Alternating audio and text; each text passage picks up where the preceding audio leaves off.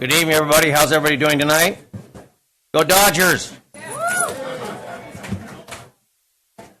They said that, and I even thought so, and I'm not a big buff for sports, but boy, it was hard not to watch what an amazing games they were. And the fact that they said that this is probably the most exciting and well-played game in baseball history, which is like, hey. And a nice big parade today. So, again, we're all kind of got some blue on today, so we're just in support of our wonderful team. So anyway, with that, I'm going to call this meeting to order at 6:34 p.m. We have turned the air conditioning down as low as it'll go. I remind you, if you have a speaker card you wish to speak on the item on the 218 protest hearing, we've got that right there. Also, there is cases of water. Don't hesitate. Help yourself, please, okay? And it'll cool down a little bit, I think, maybe, but we just all calm down.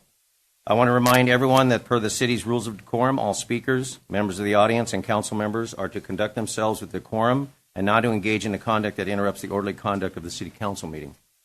Also, public comment through Zoom may be accepted for the agenda items listed within the consent calendar, public hearing, and discussion calendar sections of the agenda. General public comments will be accepted at the meeting by those physically in attendance and at the appropriate time. We look to have a full house, as we have right now, a full house, which is nice to see. Please, everyone, be respectful of everyone others' opinion and allow for civil debate. I want to say we also had a closed session. Attorney Barlow, did we have anything to report on our closed session at 5:30? Thank you, Mr. Mayor. There was no reportable action taken in closed session. Thank you very much.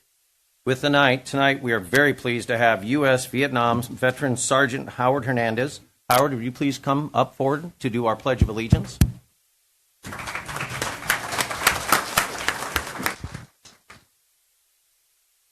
Good evening, everyone. Please, ladies and gentlemen, please place your right hand over your heart. All you veterans and active duty members, as well as our first responders, please hand salute. Repeat after me. I pledge allegiance to the flag of the United States of America and to the republic for which it stands, one nation, under God, indivisible, with liberty and justice for all. Thank you. Thank you, sir. You can stay there.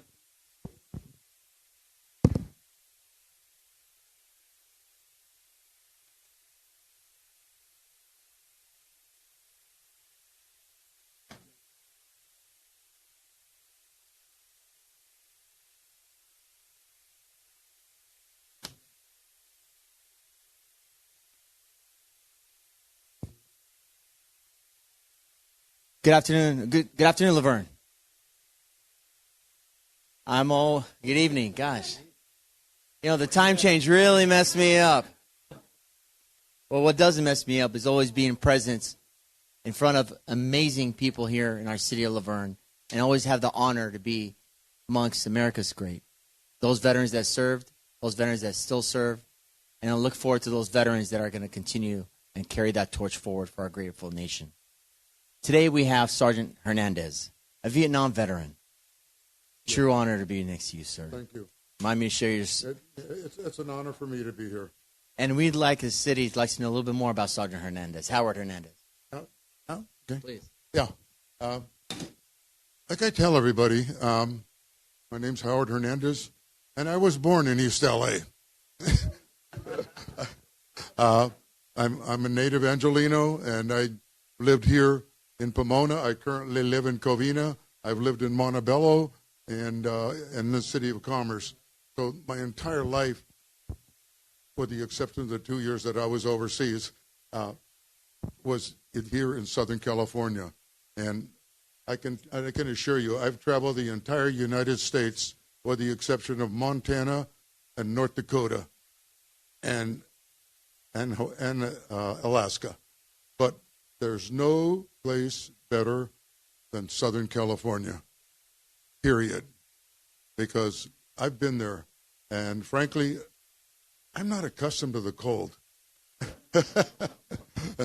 Growing up here, my idea was of a good afternoon was tennis shoes, Levi's, and T-shirt. Let's go play some ball, and that's basically what I did. I did graduate from Chaffey College I went on to Cal State LA. From there on, I went to law school at Southwestern. Eventually graduated from law school, and I taught in Los Angeles Unified School District.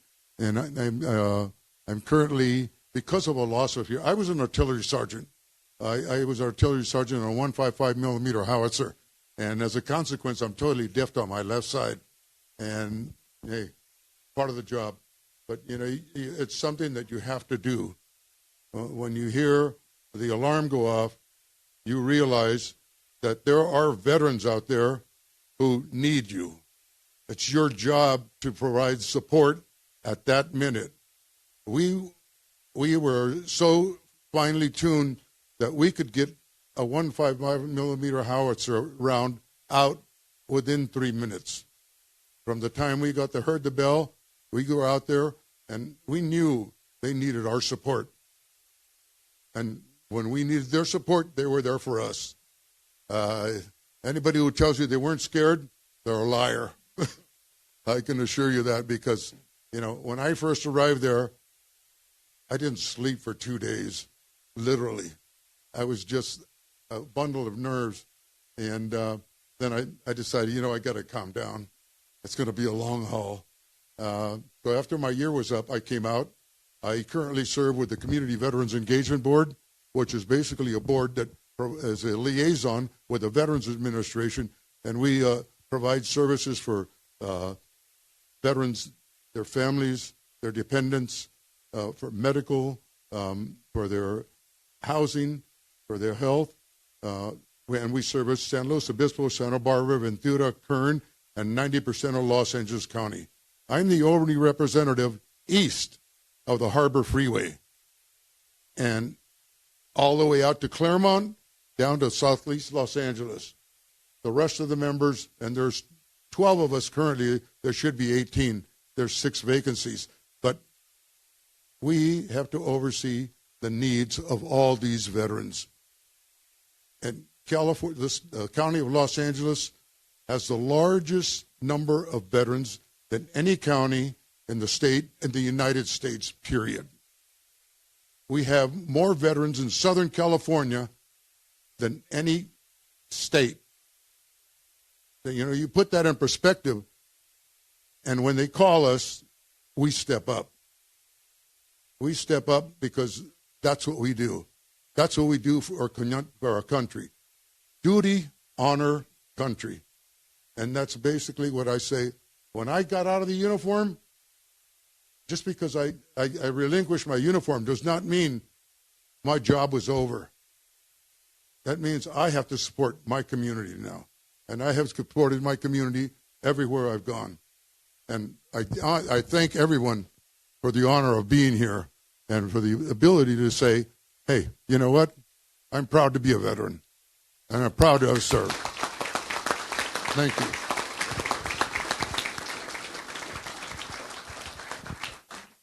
I wish I had a coin to give you right now. But I have this certificate. City of Laverne, certificate of recognition presented to Howard Hernandez. This certificate is presented on behalf of the Laverne City Council to Army veteran Sergeant Howard Hernandez with sincere gratitude and appreciation for your dedicated service to our country. God bless you, Sergeant.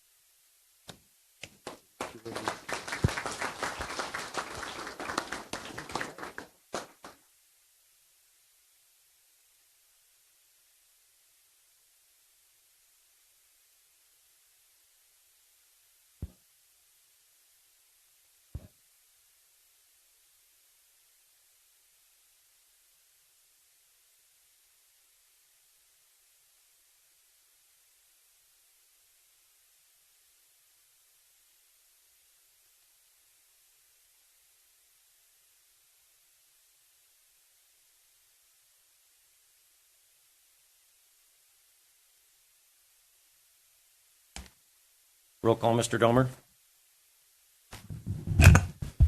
Thank you, Mr. Mayor. Councilmember Crosby. Present. Councilmember Johnson. Present. Councilmember Lau. Present. Mayor Pro Tem Castroveguita. Here. And Mayor Hepburn. Present. All present, sir. Thank you. Tonight we have 2 presentations. First is the Lights and Sirens Holiday Toy Drive. The Laverne Firefighters and the Laverne Police Officers Associations are leading a joint effort to bring holiday cheer this Christmas. Will Senior Management Analyst Jen Brown and Police Community Services Supervisor Holly Savage please come forward? There they are.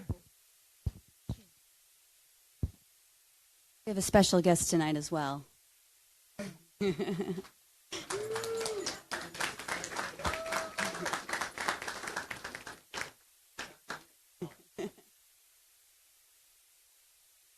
Good evening, Mayor and Council and residents.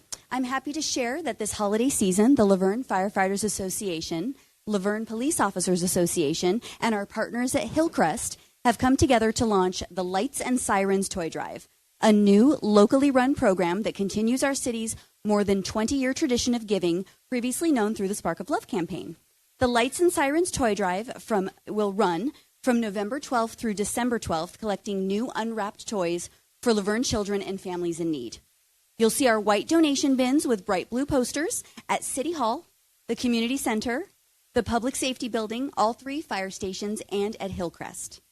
We also have 2 special community events this year. On Thursday, December 4th, the Laverne Firefighters Association, Police Officers Association, and Bonita High School will face off in the annual softball game at Wheeler Avenue Park at 5 p.m. Then on Saturday, December 6th, from 8 a.m. to 11 a.m., we'll host the Stuff the Sirens event at the Target Shopping Center, where we'll be filling an ambulance with toys donated by the community.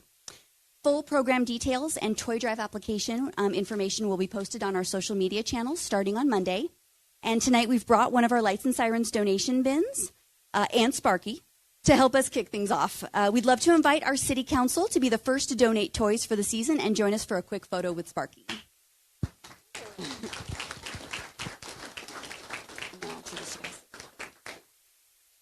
Look at that. Thank you. Woohoo! I love it. Setting the example, guys. I love it. Thank you. All right. Let's get Sparky in the middle, and we'll have us on either side.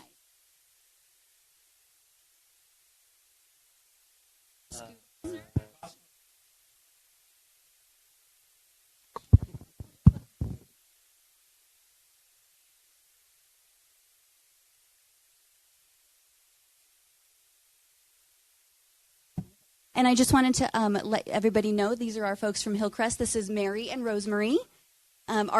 We so depend on our folks at Hillcrest to help us with the toy drive, so they make it possible for us. All right, thank you so much.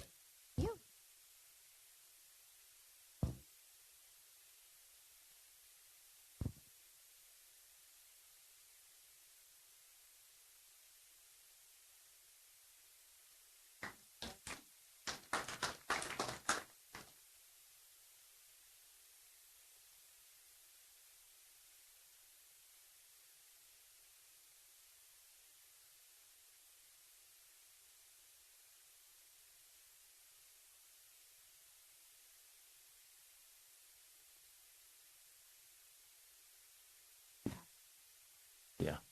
Next is the outgoing commissioner recognition. Laverne residents play a crucial role as commissioners. At this time, we would like to recognize our outgoing commissioners who have generously served our community for many years. As I call your name, please come forward to receive your certificate. For those not in attendance, we will see that your certificate is delivered to your house. At the end, we will do a group picture of all outgoing commissioners.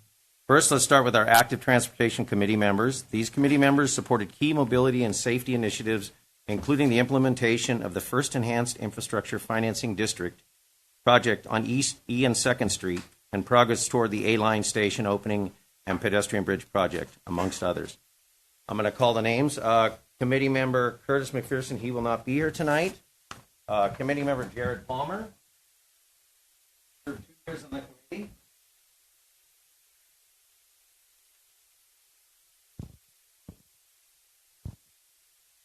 And committee member Tom Scahill. Special acknowledgement to Vice Chair Tom Scahill, who served 6 years for the committee's founding, contributing to the development of the city's active transportation plan and local road safety plan.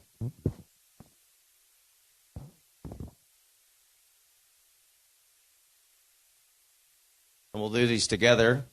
City of Laverne Certificate of Recognition presented to Tom Scahill and also to Jared Palmer. This certificate is presented on behalf of the Laverne City Council to committee member Tom Scahill and Jared Palmer. Sincere gratitude and appreciation for your service on the Active Transportation Committee. These committees require a lot of time and a lot of effort, and a round of applause as we're done with all of them. We've just reworked all of our committees right now. We have new committees in place, which is really great. It just shows that we have our basically our transparency and our governance, make sure our residents are involved, understand what's going on, just like you'll find out with the ad hoc committee water rate later. But how important it is for. I started as a planning commissioner, was appointed, and it's amazing what you learn at this level, but also you give back to you. Thank you guys very much. And one of the major things that they worked on, along with Wendy Lau and myself and also the other members, was the fact that we will be having a pedestrian bridge built across Fairplex all the way to our station on the A-line station. So, and that was quite an, and we should hopefully, if Edison gets their stuff, starting that shortly. That's an exciting thing. That'll connect Fairplex to the station, so when the Olympics are going to be a brief come on the. But thank you guys very much for your service to the community. Thank you.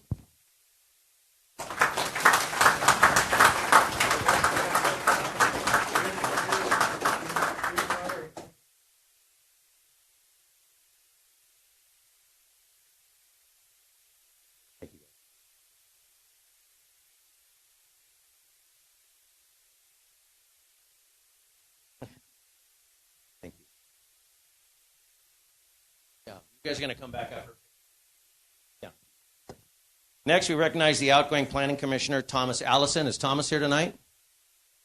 Mr. Allison is not here tonight. During his 5-year tenure as a planning commissioner, Thomas contributed a major development review, helped welcome new businesses to Laverne, and played an important role in guiding the city's general plan update, helping shape Laverne's long-term planning and growth. We want to thank Thomas. He served a long time. A lot of great stuff happened in our planning commission, and we really appreciate it. So, round of applause for Tom. Thank you. We move on now to Measure LV Citizen Oversight Committee members. These committee members provided strong financial oversight, helping ensure Measure LV funds were used responsibly and transparently to support community priorities. Committee member Jennifer Simison served 4 years on the committee. Is Jennifer here tonight? She's up the hill. Nope. Remember, Ron Ingalls also served for 4 years on the committee. They're not here tonight. Well, thank you both. This was one of the ones that the voters approved for Measure LV, which helps to afford our wage increases for all of our employees in the city, and they did an amazing job. So thank you very much. Another round of applause for them. Thank you.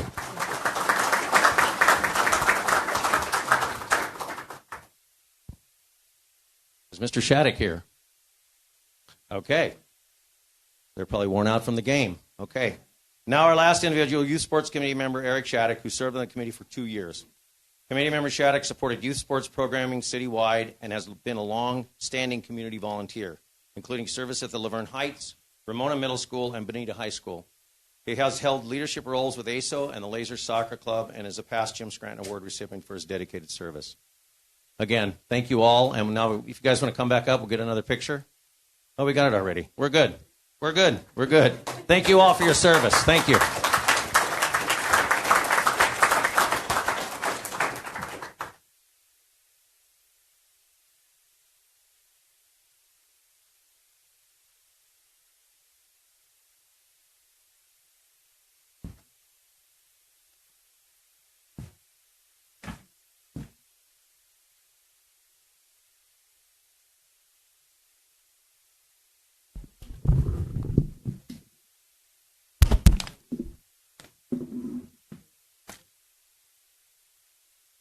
We now move on to announcements of upcoming community events.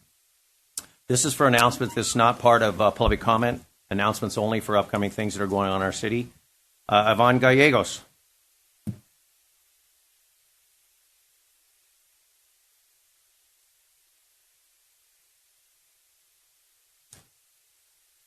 Hello. Good evening. Good evening. All right.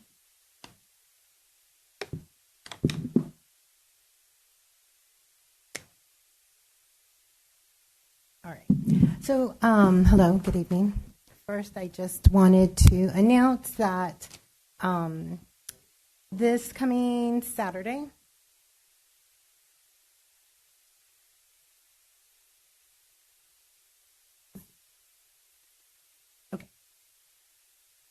this coming Saturday, what would I do without this? Computers. All right, this coming Saturday, Pomona Valley Pride is having its second annual Pride Festival at the Pomona Fairplex. It will be from 1 to 6 p.m. It's going to be a family-friendly event, and there's free admission and free parking. There's going to be live performances. There's going to be food and refreshments. There's going to be a youth activity zone. And there's also going to be resources and community-based organizations that will participate. The Cultural Awareness and Social Inclusion Committee of Laverne will have a table there at the Pride Festival, so we welcome you to all come by and say hello. Also, and we want to just also, as Cassie, as the Cultural Awareness and Social Inclusion, we want to really commend Pomona Valley Pride for, keeping issues that are affecting the LGBTQ community in the forefront. And so we really commend them for that. I think the festival is going to be very fun. We attended the first festival, and it was just a lot of fun, and we met a lot of great people.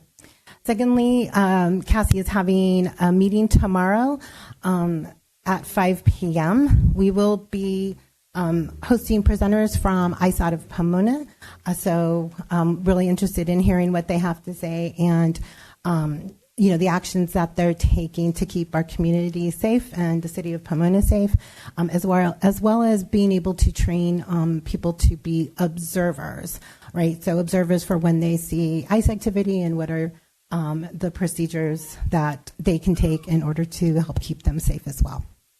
That would be it. Thank you. Thank you, Yvonne. Adrian Romero, our Laverne librarian. Yeah.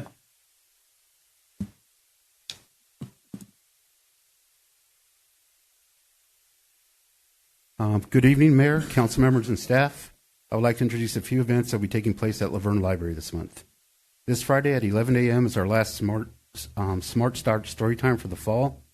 During the session, toddlers ages 2 to 5 can enjoy books, songs, and rhymes with their caregiver while learning school readiness skills. Although this is the last session for the fall, we'll begin holding story times on Fridays again starting December 5th. Advanced registration for these sessions are required and can be done in person at the library or by registering online at lacountylibrary.org.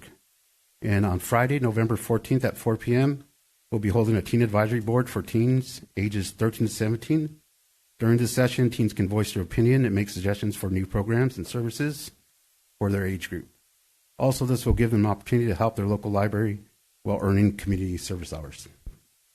And in celebration of Native American Heritage Month, we'll be holding a program for adults on Saturday, November 15th at 12. This program will cover the topic of Native American food sovereignty. And during this hands-on workshop, people will learn how to grow their own, I hope I pronounced this right, Salvia columbrae plant and explore its cultural uses among Native groups in California. All right, thank you. Thank you, Adrian. Appreciate that. Sherry Best, Laverne Historical Society.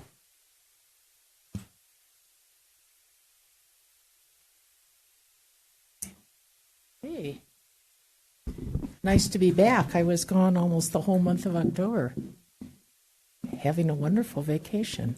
But back now. So the Laverne Historical Society would like to invite everybody this Saturday, the 8th of November, to come tour 3 historic homes on 3rd Street, 2 on 3rd Street and 1 on Bonita. The event will take place from 11 a.m. to 3 p.m., and we will be having a bronze marker dedication ceremony for the house on 2610. That is the Hannawalt and Monero house. So I'm really looking forward to that. It will really be a lot of fun. In addition, we will be having a vintage sale, and we will be offering our delicious jams, jellies, and marmalades for a modest donation, and rolling out a couple of new offerings. If you don't want to be cooking for the holidays, we will be offering salted caramel sauce, homemade, and homemade chocolate fudge sauce. So they're very delicious, all homemade. And for a modest donation of either $10 for the large standard size, $5 for the taster, and your donation is tax and tariff free. Yeah. In addition, yes, straight up, what we charge is what you pay. No other charges, no hidden fees. We also will have T-shirts available and books written by our city historian, Bill Lemon. And that's just the start of this month. Next week, on the 13th, we'll be participating with the University of Laverne as a community partner for one of their events, because we really, we cherish and appreciate partnering with other groups. And on the 15th, we will be participating at the Senior Craft Fair. So you'll see Laverne Historical Society everywhere, and we will end up the month at the car show. So we're bringing the International to the car show. We'll have it open. So if you bring the kiddies, they can charge up into the bed of the truck and run around and have a good time and enjoy the International. So how can you increase your involvement with the Laverne Historical Society? Become a member. This is $20 a year for an individual membership, $25 for a family membership, $200 for a life membership. All of our money goes toward promoting activities that enhance the community. None of our members of the board are paid. We're all volunteers. So, of course, if you'd like to volunteer, I'd love to hear from you. Visit our website. We'll be putting up our flyer for this coming Saturday's event. We look forward to seeing you at many of our events. Thank you. Thank you, Sherry. Okay. Thank you, Kathy. Any other announcements and upcoming city events? Seeing none, we're going to close announcements. Council, do we have any announcements? Mr. Domer, any announcements for the city? One, Veterans Day is November 11th. Starts at 11 o'clock.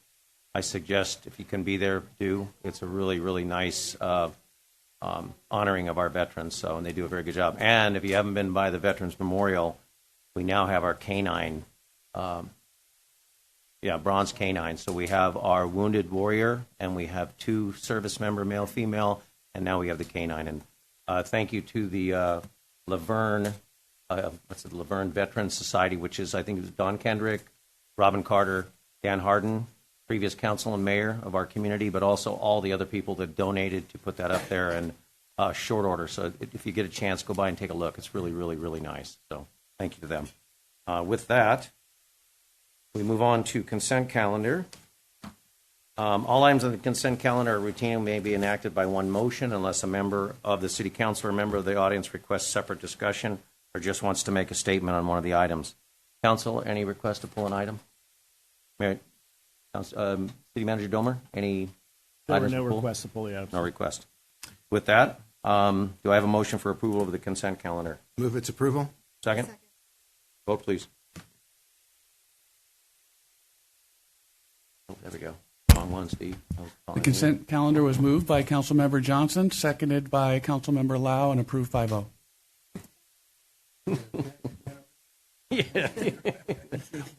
Yes and no. Thanks. I did it real fast, though. And then, of course, Johnson left his on, but what are we going to say anything? Okay. Public hearings.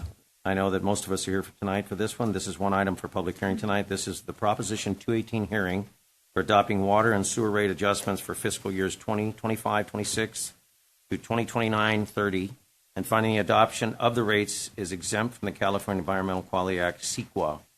I'm going to open up the public hearing and ask the city manager to please call forward the staff members who are conducting the presentation. I know that many people want to speak on this item tonight, and several of you may have a protest letter to submit. Protest letters will be accepted until the close of this public hearing, after the public comments have concluded. After the staff report, the city council will be able to ask questions of staff and discuss the item. Upon conclusion of the discussion, I will open the public comment period to hear from you all. On the conclusion of the public comments, I will make one last call for protest letters and then close the public comments. We may need to take a brief recess at the time to allow for all protest letters to be counted, and we will reconvene when that is done for City Council to make final comments and take a vote on the motion. With that, I need to call the person before we forward. go, Mr. Mayor, just a note for the record that there were 5 letters of objections submitted before the deadline. Those do differ from the protest letters. Those were answered, and the City Council has been provided copies at the dais. Those 5 members who submitted are 5 residents that submitted objection letters. They had them hand delivered to their doors today, so they're left kind of like as a doorknob hanger with the envelope.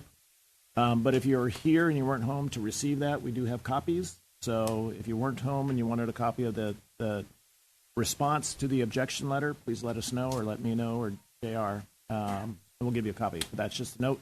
Would like to bring up Danny Wu, the Director of Public Works.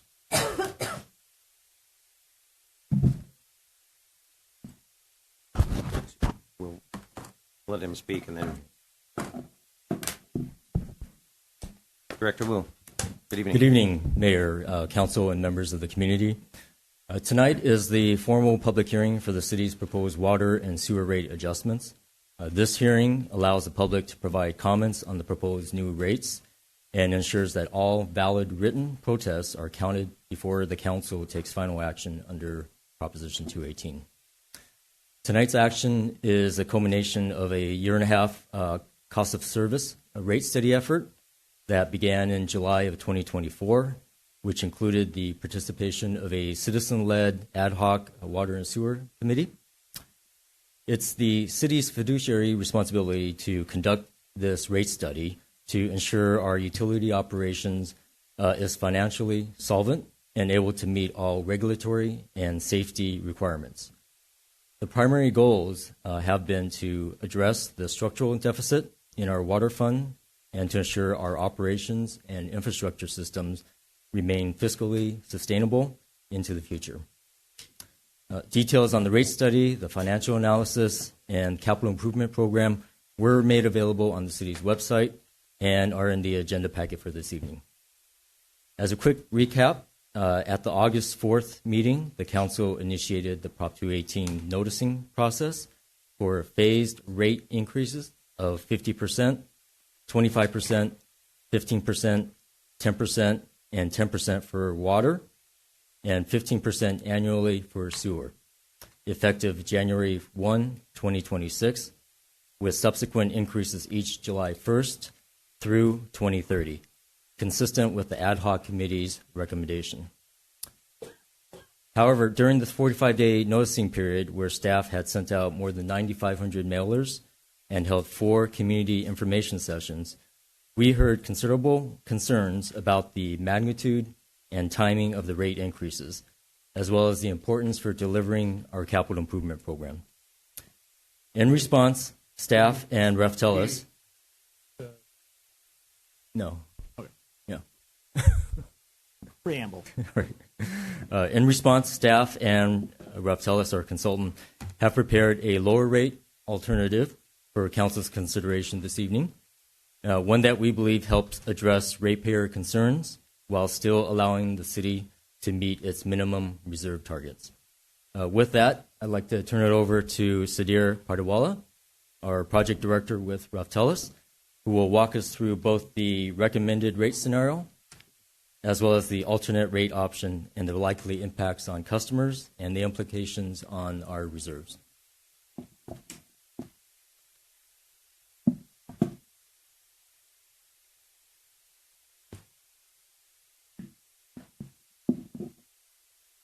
Good evening, Mr. Mayor, members of the council. Again, my name is Sudhir Padiwala.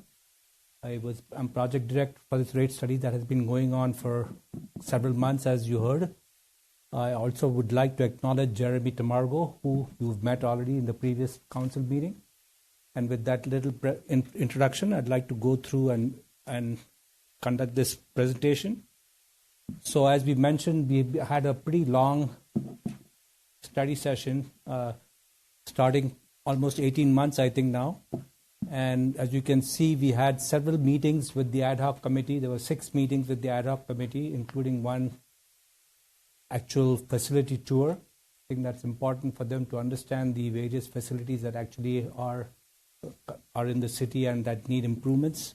We also had a workshop with the council and then another meeting on August, as we said, on August 4th, presenting the rates that we had come up with. So today we are looking at, where we are here at the public hearing, and hopefully we will get an approval of or a decision from the council on proceeding forward with the recommended rates or the proposed rates. During, as Mr. Wu mentioned, during the community meetings, we did have quite a few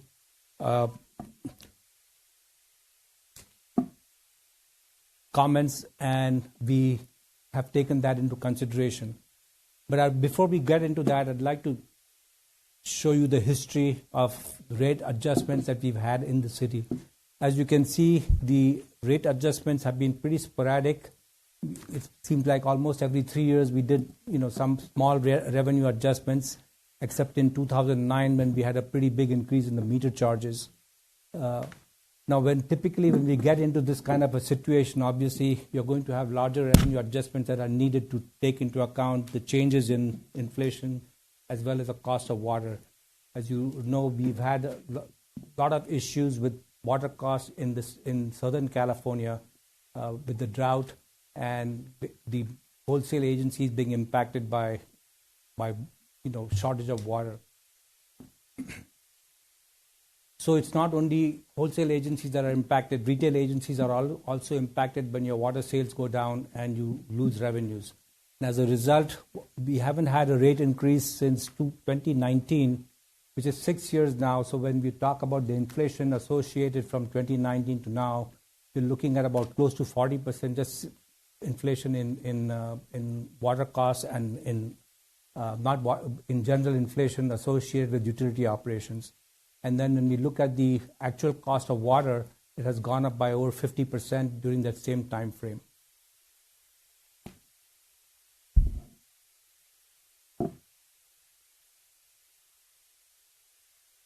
So let us review the proposed rate adjustments. When we don't have adequate revenue adjustments going on a regular basis, what we wind up doing is delaying the CIP, the capital projects, and also depleting our reserves. And they eventually catch up with us. Because a lot of our infrastructure was built in the 50s, 40s, 50s, and 60s, much of that infrastructure is actually coming to its useful life, end of life, and so there's significant CIP associated with addressing all of those issues to ensure that you continue to provide adequate service. So the water fund reserves have been depleted, and the rates that we have set up here are basically the maximum rates that the council can implement, and you have the option always of lowering those rates if you like, but you need to understand the impacts associated with that, and that's what we'll be presenting at this meeting. And Mr. Mayor, before City continues on, I just want to note that the rates that were published in the Proposition 218 notice are the maximums. So the council cannot exceed them. They can go a little bit lower. What's important to note is that, the ad hoc committee looked at the 100%, 75%, 50%, 35%, and then a status quo is the first year. They selected the 50%. What Sudhir will walk you through is that we looked back at it. We still have to make sure that the water system is sustainable and can do what it's supposed to do. So we looked at that 50%. We got legal counsel review that we understand that the January 1 and then 6 months later a July 1 is a little too quick. So we're proposing an October 1 that kind of splits that time frame just to get it back on the July 1. And then also, as we will talk to you about, lowering that first year. But just wanted to talk about that. So as the city manager mentioned, we did look at various options and finally decided with the 50% option. And based on the community input that we got, we are also proposing a little lower revenue adjustment and delay in the actual implementation of these rates going forward. So the first option that we had, the one that we had originally proposed in our rate report, was the 50% option in the first year, 25% in the second year, and followed by 15, 10, and 10. on water, and then 15% every year for sewer. The revenue adjustment that we are proposing for as an option is to have a 45% increase in the first year, followed by 25%, but delaying that increase until October of 26, and then going back to the July implementation subsequently. The wastewater doesn't change in terms of the overall revenue adjustments, but they would be implemented at the same time as the water rate increase. So to understand the impacts associated with this, it's important to look at the financial plan, which identifies the expenses and the revenues overall, and where we stand with respect to them, as well as the fund balances. The fund balances are important to ensure that the city, the utilities are run on a fiscally sound basis. And as you can see on the left-hand side, we have the proposed revenue adjustment of 50%, and that's for water, basically just for water. And on the right-hand side, we have the alternative, which is 45%, followed by 25%, but with a delay in actual implementation. When you delay the implementation of a rate, obviously you're losing the revenue that you would have accumulated in those few months that the rate adjustments would take place. And as a result, we wind up eating into our reserves. And you can see the differences in the bottom chart there. The left-hand chart shows that the target line and the actual reserves represented by the bars. And on the right-hand side, we can see that in the last 2 years, we are falling below the targets that we've established for maintaining our reserves. And so that is the impact that you would see as a result of delaying revenue adjustments. And that's what you need to consider when you think about implementing the lower rate revenue adjustment followed by the delays in implementation.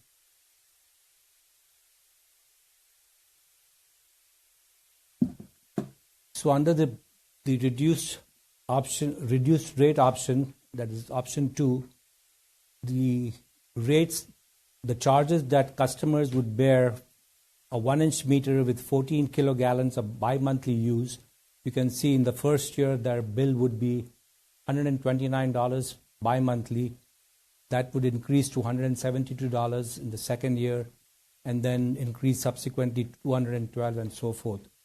In the last year, that bill would be almost $300 in.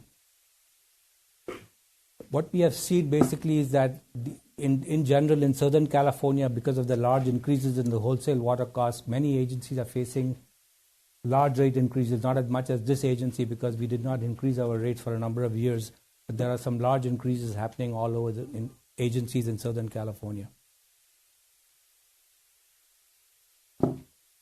We break down the actual rates for under option 2, which is the lower revenue adjustment. Under the current rate structure, the 1-inch meter pays $51, and that would go up to $67.67 in the first year, and then increase to $84.60 approximately. And you can see the numbers as they are increasing each year for the 1-inch meter as well as for the 5/8 and 3/4 inch meters. We are showing these as primarily the ones that are impacting residential customers.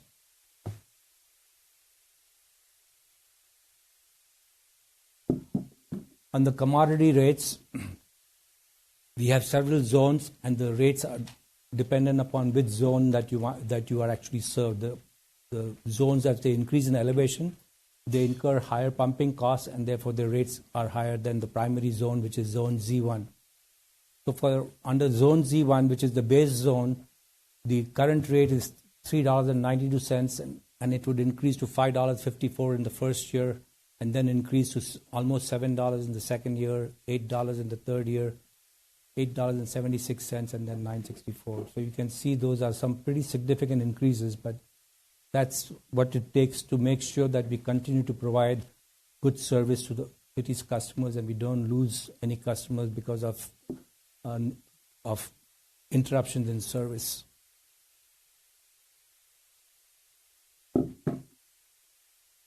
So this particular chart shows us where we stand with respect to some of our neighboring communities.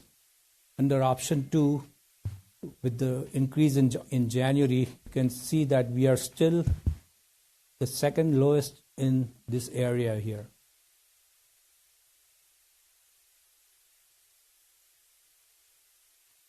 This is the bi-monthly charge, so this is just a service charge. I take that back. It's not the total bill. We are showing the second last one there, 67. We are the second lowest in the area, the second lowest charge for City of Laverne, even after the increase. And many of these agencies will actually be increasing their rates as we are entering this period. There are many of them conducting rate studies right now. And then when we look at the October rates again, you will see that we are still pretty much at the bottom, being the third lowest in our rates.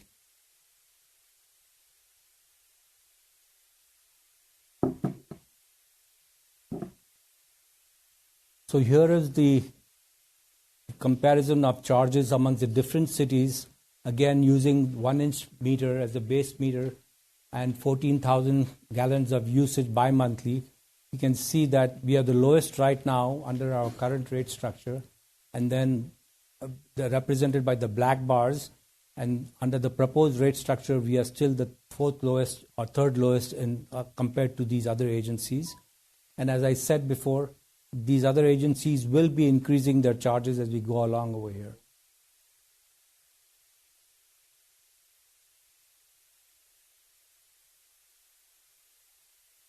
So what we need some direction from council today in terms of proceeding forward. Council needs to direct staff to proceed with the originally proposed rate structure or the reduced rate structure, one of the two rate structures.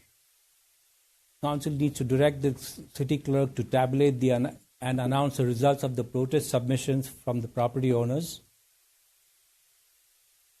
Adopt a resolution establishing the new water and sewer rates for FY 25-26, that is for 5 years through 29-30, including the fixed and the volumetric rate tables and effective implementation dates.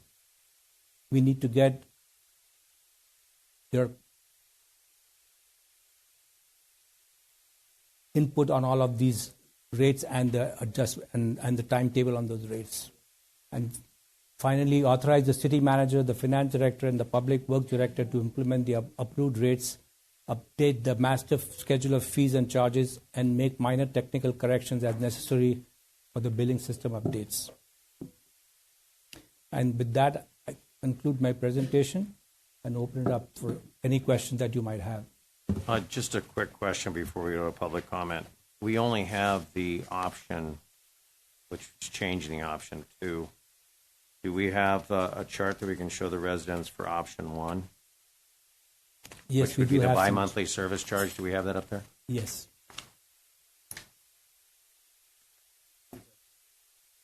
No. Was it on the first one? Yeah. It was on the presentation when they did the study session. Yeah, but the slides he's showing right now are just basically the option. Yeah. So these are the rates for under option 1 for the meter charges.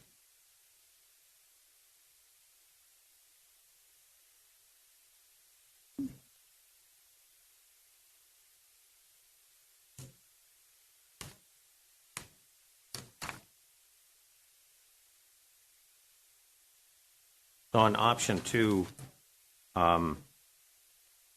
we miss our target by $3 million. Is that correct? On the third year, FYI 2028, and on 2029, we miss it. What's that? They can't hear me? Oh. Yeah. Guys, if we're talking, if we could all be quiet in the room, we'll give everybody a chance. I just have some questions, and I want to make sure that we've got it cleared for all of you to understand where we're at. On option 1, you showed that on the rate. On option 1, which is obviously the maximum, which is the 50%, and then the 25%. We're missing our targets on option 1 for our infrastructure in the first year. In the third year, we miss it by $1 million. In the FY 28, we miss it by $3 million. $3 million. That's right. And then on FY 2029, another We 3 miss million. it by $3 million. That's right. Okay, I just want to make that clear. Okay. Any other questions before we go to public comment? Okay, thank you. We'll probably bring you back up. We're going to go to public. We're going to open up the public comment right now, and I do have a number of cards. I'm going to line you guys up and we're going to, if we repeating as far as what the information is, I think we want to make sure that, understanding what you're going to do. I think we're going to try a 3-minute right now. We've got a lot of people. We've got a lot of cards, but I'm going to line you up in threes so we have your speak. And if we continue just talking about the same thing, let's move forward and we get people if they have a question or they have a comment. We're going to start with Brian Bocock, Shirley Baldwin, and Sherry Shaw. So Brian, you're up first, sir. And if you guys could be ready to speak, and we're going to start the clock. Good evening, Mr. Bocock. Thank you, Mayor, Council. I had a lot of things that I brought with me. I got all kinds of numbers, but looking at the crowd, I don't think I need the numbers. I'd like to give you a few concepts. If you look at, and I can go back, I'd have to go back 20 years when I was the Director of Public Works. And the things that we did back then was a little different than they are today. For instance, today, I think there should be an option 3. And I want to mention it right up front. I am all for an increase, but I'm against the aggressive increase that we're talking about. I think there are other ways to do it. One of them would be that I'm looking out for is the seniors that are out there. The people that can't afford it, they're on a fixed income, they're on Social Security, whatever the reason, but they're on a fixed income. What I'm saying is that there should be, and it's been 6 to 7 years since you've had an increase. I'm saying go back and use the cost of living adjustment and go back. If you did that, you're only talking 20%. I'm saying for the money that we missed for the last 7 years, add that in, and you can come up with about 25%. The other way to make some money, and I shouldn't say it that way, the reason we need to build this, and I know your concern, is the reserve fund. One way to build it is, the one question I would have is, I started the acreage fee for the developers that are up north. When that acreage fee was done, it was over $9,000 an acre is what they had to pay, and they had to build the system, and then we put the meter in. That's how it worked. Along with that, back in my day, it was only $15 a front foot across any property. If you had a vacant lot and you wanted to build a house, you had to put $15 a foot up. I can agree to that. Today, you can't build a block wall, for instance, for $15 a foot. It's about $40 a foot. Brian, you have 30 So seconds. I think staff should look at that. I think they should look at that fee, the acreage fee, and another thing, because to give you an idea, the people here in town have really adapted to when the council says we need to conserve, they've done exactly that. I remember when it was 25 to 26,000 gallons of water every 2 months on their water bill. That was an average. Today, Brian, we're at 3. We got to finish. you're down to next to nothing. You're down to about 19,000 acre feet. I think you need to look at all of those aspects that you haven't looked at yet. And I think it could be amenable to everybody that's here. You would still get your money. Thank you, Brian. And I'll stop. Shirley Baldwin, thank you. I will say, Thank Tim, you. if I could, just 1 second. Come on up, Shirley. Shirley Baldwin, let's go. We got a lot of people I'll going just take down. 1 second. I don't think you should have. I don't think you should have the percentage rate at the end. I think the Director of Public Works should be developing that budget every year. If you give me 15% in 2028, I'll take the percentage, but I'll back my Thank you, Brian. I appreciate that. Shirley, thank you. All right. Thank you, Brian. Okay, I'm opening up tonight, and I'm speaking from the heart for my neighborhood, my community, okay? I'm opening up, and I want you to know that I'm speaking on behalf of 2 other families, in fact, 3 people that are seniors in my neighborhood. And they have health issues that we're not permitting them to come here tonight, so I'm speaking on their behalf. They are upset that you are coming up with this outrageous increase in the water and sewer ratings. Our seniors in our neighborhood have been retired for many years. We have 5 houses on our block, and 3 of them have senior citizens in them. So it's affecting the majority of our neighborhood. Okay, the increases is going to be affecting them financially. They're running on Social Security and small incomes off of their retirements. This is going to devastate them. They're upset, they're nervous, and they're concerned. Okay, so I want you to be aware of that. I want to know, because I am not up on all of this, I want to know what you have done to bring more water into our community. We have Sacramento up there that has flushing water out into the Pacific Ocean. What are you doing to assist getting the water that should be sent down here, down here? What are you doing about potentially encouraging the LA area to do desalination, to bring water up here? I have a brain that's just very creative, and I just simply say we have all of these waterways that are going down. I'm trying to think right now. What is it? No, the what? No. The washes. We have the washes that are taking the water down, our rainwater down to the Pacific Ocean. What about putting in desalination down there and having that water shipped up here? You could run the pipes along the canals. We had in our first neighborhood on Fordland Street, we had the canal going right behind us. In 1969, we saw that thing almost flood because we had such heavy rains. Things can be done if we think outside the box to bring more water into this community. We need to think outside the box, and we need to bring in water, and we need Sacramento's help in doing it. You need to be working with others to do it. These senior citizens are getting hammered. We have our homes that we've lived in over 50 years. My neighbors have lived in over 40 years.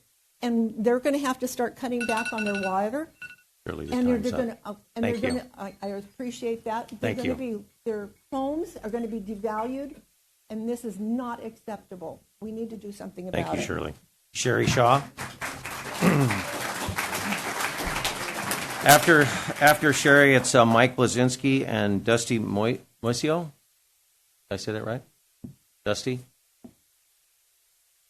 No? Okay. And Jim Fleetwood. Okay. Go ahead, Sherry. Good evening, Mayor Hepburn, council members, and residents of Laverne. I'm Sherry Shaw, and I'm a resident of the city living at 6088 Prairie Falcon Drive. I'm going to have a very unpopular view tonight. I'm also the general manager for Walnut Valley Water District and have been the district's engineer there for 25 years. Walnut Valley has 28,000 service connections and provides water for the cities of all of Diamond Bar, most of all of Walnut, half of Rowland Heights, about a third of industry, and small portions of West Covina and Pomona. Prior to Walnut Valley, I worked for Civil Tech Engineering, a private consultant. At Civil Tech, I prepared the City of Laverne's water master plan, created the city's first hydraulic model in the late 90s, and designed the water and sewer pipeline relocations going across the 210 freeway. I know City of Laverne's water system well. Also, ever since the late 90s up to present, I have known every staff person in the water department, including all public works directors. I'm grateful the city did go out for a third-party rate study. I'm even more thankful that the city went with Raftellus to conduct that study. We used Raftellus the time before last, about 5 years ago. They're amazing at what they do. I downloaded the full study and reviewed it, and they did a fantastic job with this. Well done. They developed 5 scenarios. Amazing. I agreed with the recommended 5th scenario. I would have liked to have seen some minimum reserves, not target reserves, in there, but it is what it is. I was also happy to learn that the revenue does not go to the general fund. I learned that during one of the workshops, to be robbed by other departments, as has happened in the past. I'm here tonight to support the rate increase. I know the city's infrastructure well. A lot of the pipelines, wells, pump stations, and reservoirs are dated from the turn of the century. I don't know if the residents here realize it, but there are miles and miles of pipeline underground that convey water to your taps. Again, some of them are turn of the century here, and are doing well, but they can't last forever. Again, some pipelines are ticking time bombs ready to blow up, if not systematically replaced. In addition to aging infrastructure, the passing of the water use efficiency bills SB 606 and AB 1668 that were approved in 2018 allowed the state to demand reductions in water use in 2025, 2030, and 2035 that are literally unrealistic to achieve in water conservation. Overage enforcement will incur fees.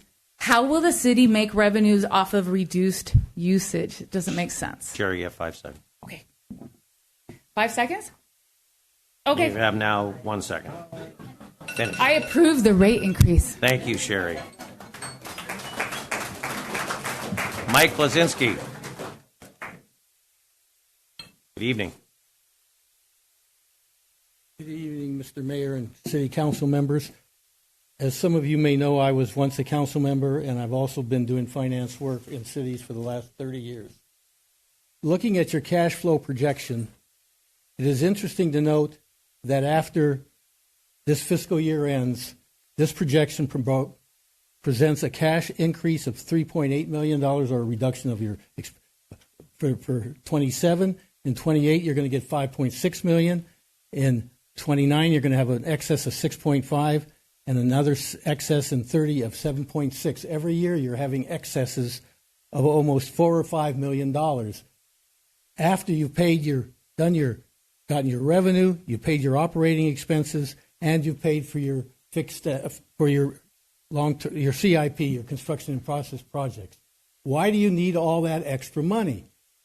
That is what I'm seeing, and this is their schedule, not mine. It's on your page 183 of your agenda package. And then they're throwing in fund balance here. Well, we're dealing with cash, not fund. Fund also has depreciation and a few other things which don't count. You're interested in how much cash do you have to pay for these things.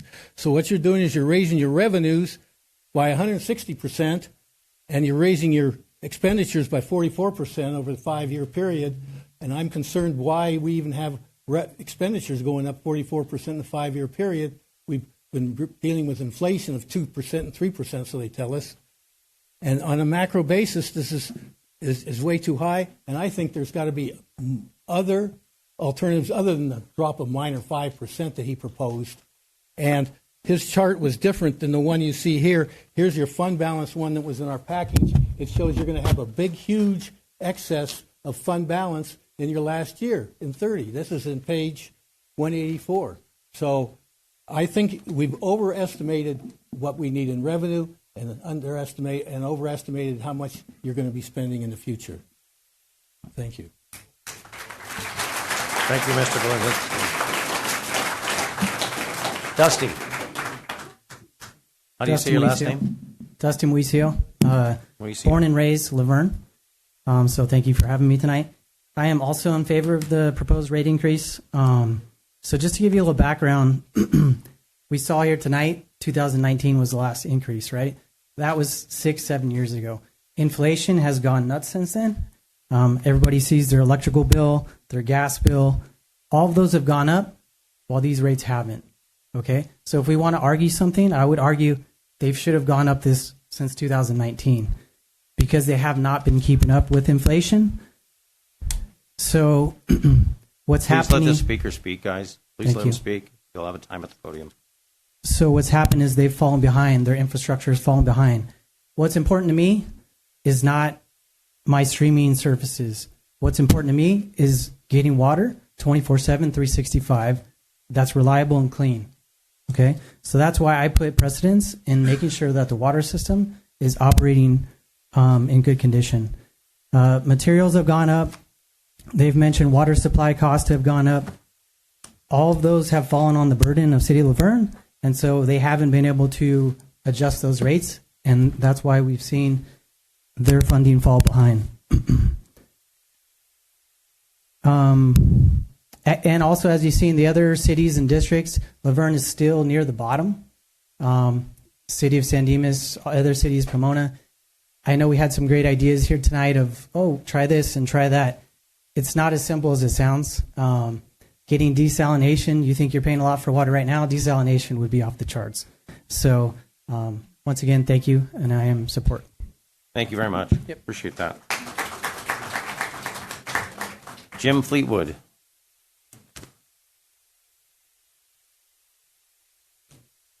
Good evening, Mayor, council members, and guests.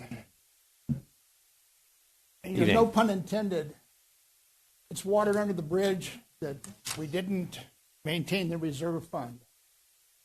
We definitely should have increased the rates yearly for the last 10 years.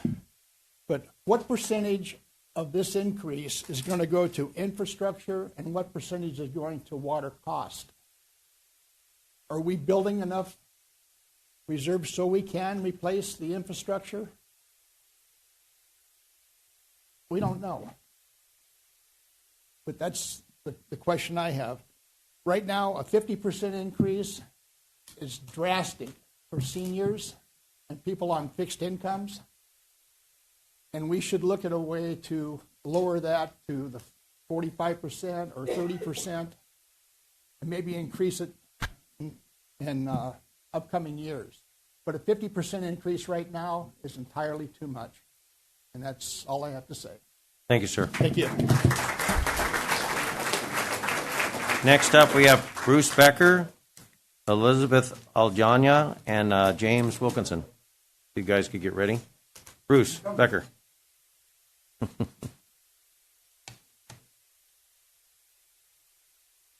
All right, before I... Oh, you're the chart carrier? Before I talk, I have... is that Vanna? I have 3 points of order that I need to, before we start the clock, I have 3 points of order that I gave to the city attorney.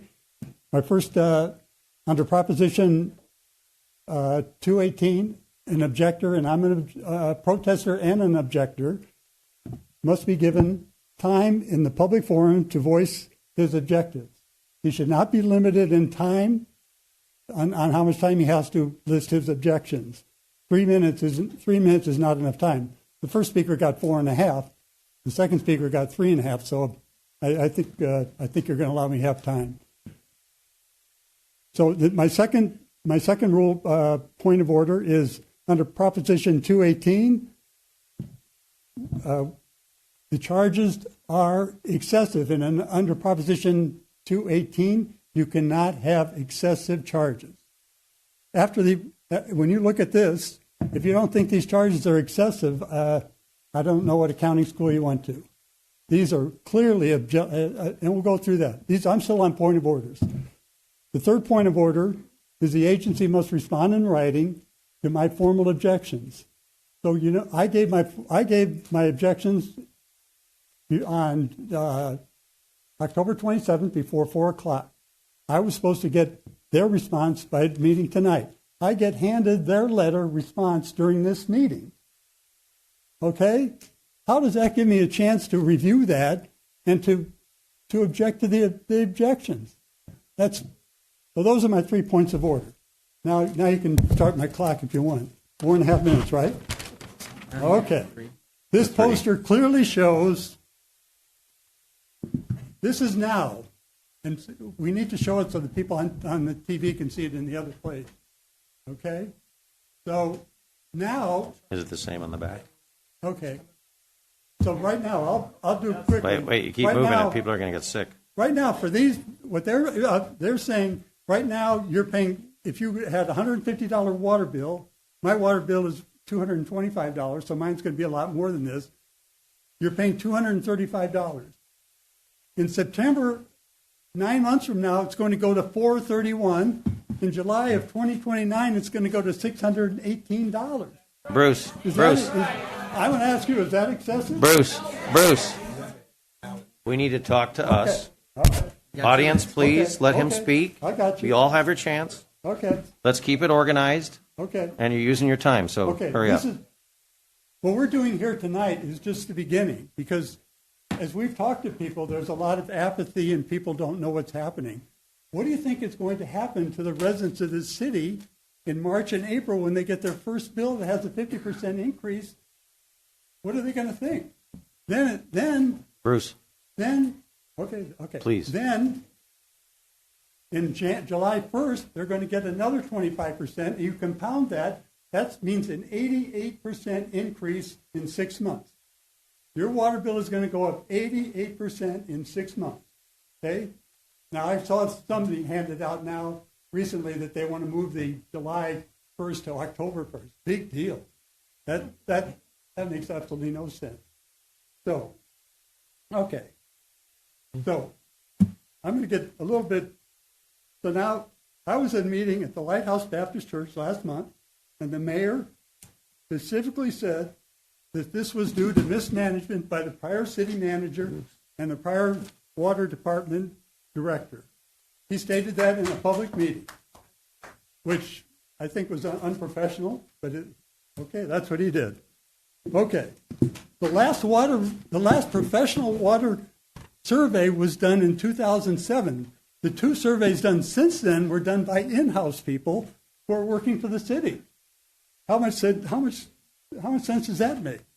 Okay, so the other thing, when I went and researched it, when the Inland Valley Bulletin reporter came and asked the city manager 6 years ago, where's the report? The city manager said it's elusive. I'll let you figure that one out. Okay, so this infamous water director, Dan Kesey, told the city council those increases in 2017 were too low. The city council voted 3-1 to increase the water rates by 7%. Who voted no on the water rate increase? The mayor voted no. He said no water rate increase in 2017. This is the same mayor that's now proposing 50%. Okay? Those are facts. I wasn't the mayor. Okay, I'm giving you only facts here today. The mayor. Okay. I want to commend Councilmember Crosby. He's the only one that voted against this draconian rate increase. So I want to applaud him. Okay. I'm almost done. Yeah. The city council is supposed to be the stewards. They're supposed to be the overseers of what happens in City Hall. That's your job. That's your responsibility. Everybody in this room, I think, knows what Harry Truman said, right? Harry Truman says, the buck stops with you guys. And for the last 8 or 10 years, you've dropped the ball. So now you're wanting us, because you've dropped the ball, and 2 of you have been on the council for 5 years. One of you, the mayor, has been on the council for 10 years, so he certainly knows what's happened. So I'm done, okay? Thank you, Bruce.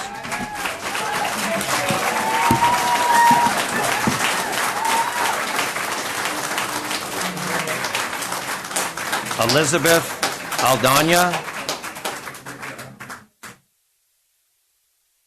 Point of clarification, I was not mayor in 2017. I was mayor in 2020, just for point of clarification.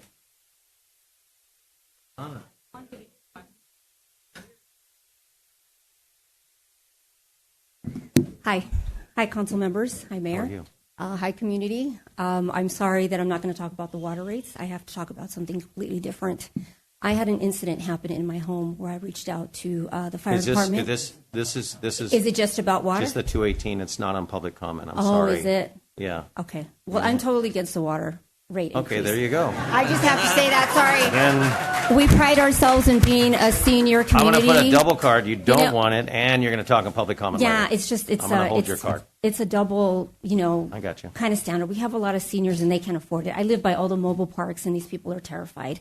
They're actually thinking that you guys want them to sell and to move out, to build townhomes. I'm just saying. They talk to me because you all know I have the Christmas and the Halloween house on Amherst.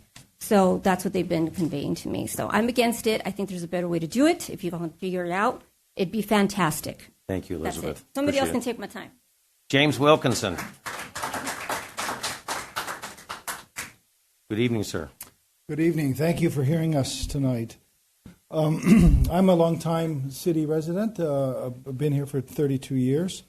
I take issue with the way that the rate increases are presented. Some of the language used, like, for instance, 10 and 15% in year one and year two. That's 10 months apart. We're really talking about, if everyone doesn't understand this, it's a 243% increase over the next 3 years. So in other words, the example was $145 for a water bill. This is a verdant suburban city. If anybody has a yard, I don't think your water bill is going to be $145. It's going to be a lot more than that.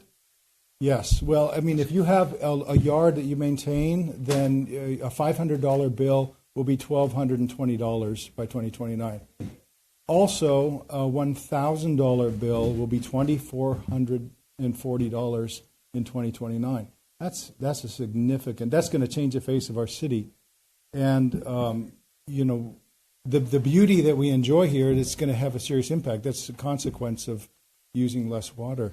Also, want to point out that there's a lot of properties in Laverne that are on the edge of the wilderness, and we have wildfires from time to time. The city recognizes us that live on the edge as the red zone, and we're ordered to maintain our properties in such a way so that our houses don't catch on fire, because if they do, then it's in the city and it goes from there. And so if the houses in the neighborhoods that are on the edge end up it being so prohibitive to keep their landscaping, their trees green, then we're going to have a tinderbox. Could affect everybody. So that's something to consider. At one time, the city had an agricultural rate for those with larger properties and with trees, and you ought to consider that again for the value that the fringe and edge properties provide for the safety of the whole city. Finally, I just think that the way I explained it with the large 244% increase, that should be better understood, and that should be what we talk about. And I don't think there's been enough time for the ratepayers in the city to fully understand that. So I would ask you to postpone this and make this better known. And these short-term notices are just sneaking up on everybody, and everyone's going to be stuck when they find out that their bill is going to be set to go this high and they don't have a choice anymore. So that's my contribution. Thank you. Thank you, Mr. Wilkinson.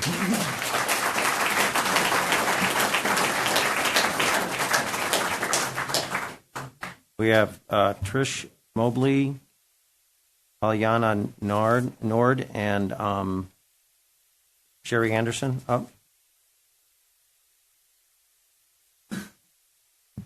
Trish Mobley.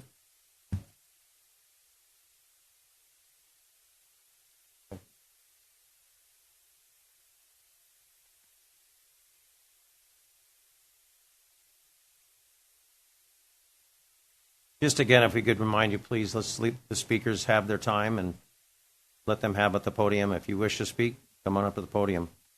Fill out a card and you can speak on the item, please.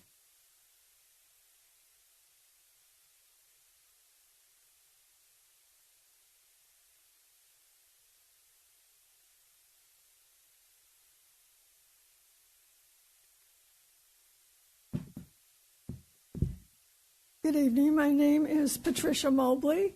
I go by Trish. I bought my home here in 1993.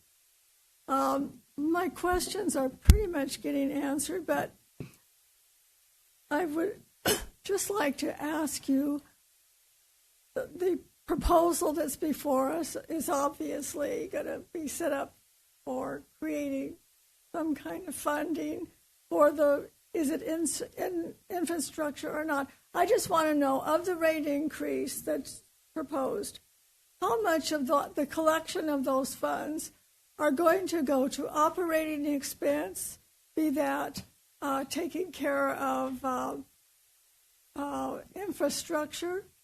How much of it is going to go to replenish the deficit that you have right now?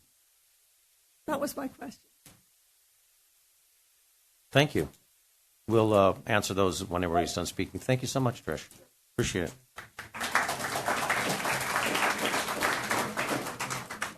Elena Nord. Oh, hello, Elena. Hello, council members. I'm Elena Nord. And by the way, if anybody didn't bring their form or didn't fill it out yet, I'm going to leave it here on the podium with some pens. Make sure you do that before you leave, since they're due today. So I'm here to obviously object to this proposal. The rate increase is ridiculous. I think Brian actually had some really good ideas, and I think that people like him should be informing you of other options, because it sounds like that's what's needed in our community. I've been a homeowner here since 2010, and even though I'm not a senior, I'm on a salary and I'm on a fixed income, and I can't afford these rate increases. I have a pool. I'm going to need to start charging my children's friends to be able to come and swim, and penalize them when they splash, because I can't afford it. And so, there's a quality of life here that I come to expect, and when I bought into the city that I have, and I'm disappointed that things have not been managed in a way that we would be talking about reasonable rate increases. I've also heard, and I don't know if this is true, I'd love to hear an answer to this, I've heard that part of this deficit or problem is because of the way we've had shortfalls in our regular budgets, and that's been, funds have been used in proper ways. If that's true, I think there's some accountability that needs to be. I'd like to hear feedback on that. If that's legal, are you guys able to pull from funds from here to the other when you have shortfalls in your city budgets? So I'd like to hear some feedback on that, because I did hear that. I don't know if that's a rumor, if that's factual. I'd like to hear from you. One way or another, I think we need some other minds in the picture to give some more solutions. And so I really would like to use the rest of my time and yield it to Brian to continue what he had to say, because he sounds like the most knowledgeable on this topic on solutions. Brian.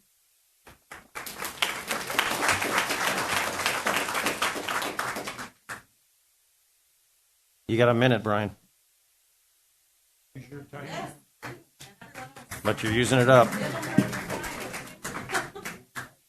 I think it could be solved real easy. First of all, eliminate the years, the 10%, the 10%, the 15%. First of all, eliminate that. Make your staff be accountable for justifying their budget to you each year.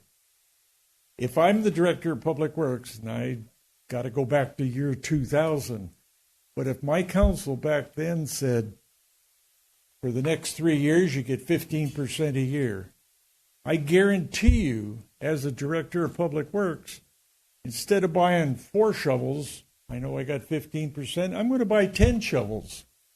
I'm going to back that number in, which is the wrong way to do it. I think the staff should be accountable for putting their budget together each and every year. That's number one. Number two, you need to think about maybe a tier system. You know, you showed those numbers on all of the different agencies. Our agency is way down here. Laverne is way down here. Go to Upland. If you went to Upland, Upland is a lot higher, and you can see it on your chart. The difference is they have 3 tiers. Their highest tier is lower by $2 than Laverne. Brian, thank you. Okay.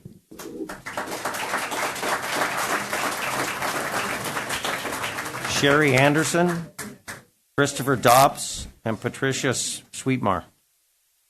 Sorry. No, you're good. Thank you. I don't really understand all the ins and outs of the audit you did. I'm not sure if you do either, because I think this is such an enormous increase. I know I won't be able to afford $700 or $800 bills in 2029, and if you look at your constituency here, they won't either. And these are the people you work for. They don't work for you.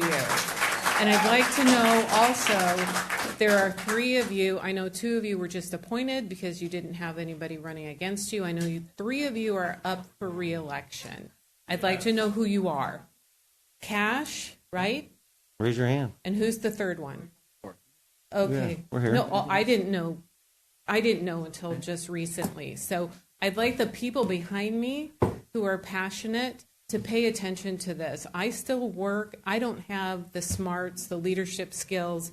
I'm much too passionate to be sitting up here because I get into a lot of trouble real quick. But for the people behind me who are way smarter, pay attention. These 3 are up for re-election, and if they are in your district, run against them because we need better stewards for our city. And we need better stewards.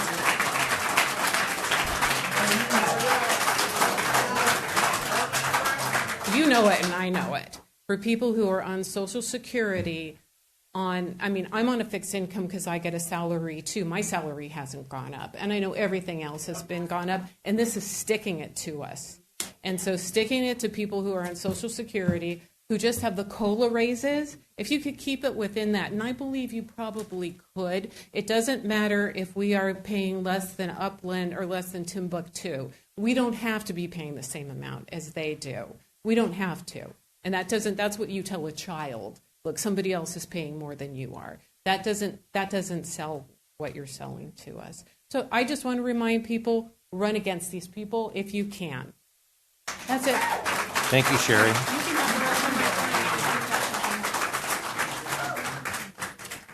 Christopher Dobbs or Patricia Sweetmar? Oh, how are you? Good evening. My name is Christopher Dobbs. I'm a resident property owner, and I also serve on the board of Webb Oak Mutual Water Company. I'm here to represent over 60 families in our area. The rate increases are unlawful and will hurt hardworking families in our community. The rate increases violate Proposition 218 in many ways. One way I have not heard anyone mention is Section B3. There is not, in the plan that I reviewed, a parcel-specific breakdown to show the proportion of why we need these increases, what the cost is to provide service to each parcel. And without that, this is unlawful. So in my opinion, this is a tax in disguise. And I'm very much in opposition of this. Thank you. Thank you.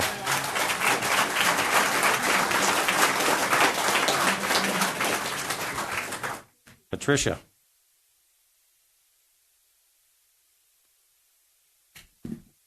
Good evening, Season Council, Mayor.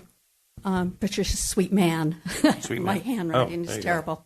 go. Oh, mine is too, but okay. that's good. That's Thank okay. you. The reason we're here is because of mismanagement of funds, as just been pointed out. Whether it was ineptitude or whether it was malfeasance, I hope it's not that. But because of that, we're in this situation. We're also in this situation because there has been no maintenance of our material, of our pipelines, or anything else in sewers. None of us want any of that to explode and cause more problems and more issues. We have to bring up on our technology. We're still back in the chisel and Stone Age. All of this needs to happen. I don't think anyone's disagreeing with that. But like all good ideas, it's the implementation of this that everyone is objecting to. 45%, 50%, that's hitting everyone square in the stomach. That needs to be changed. Whether it's 25% and then already? Yeah. Oh, okay. Okay. Thank you. That's it. No.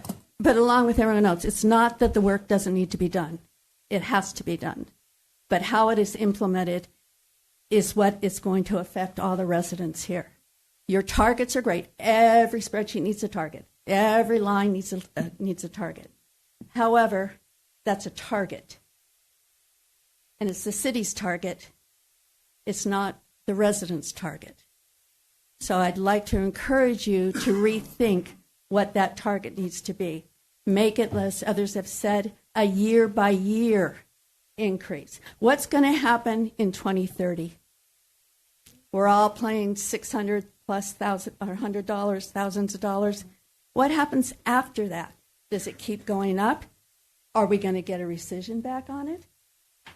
What is in place or going to be in place to avoid this situation in 5 years?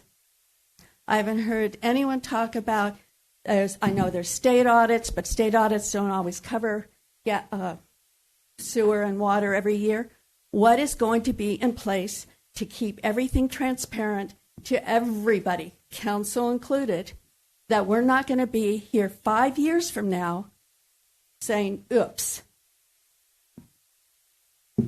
Please reconsider the implementation of these rates and how to avoid this situation going forward. Thank you. Thank you. Diane Wilkinson.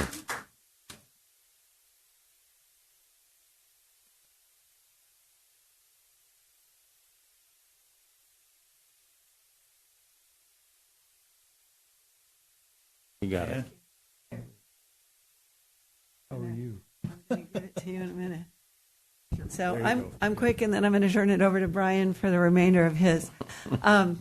I have a couple things. I'm on a couple different boards, a foundation board at Citrus and Braille Institute board of directors, and I like to think really creative.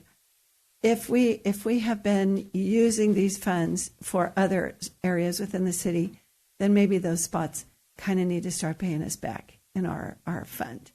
That's just something creative. I don't know if it can be done. Something creative.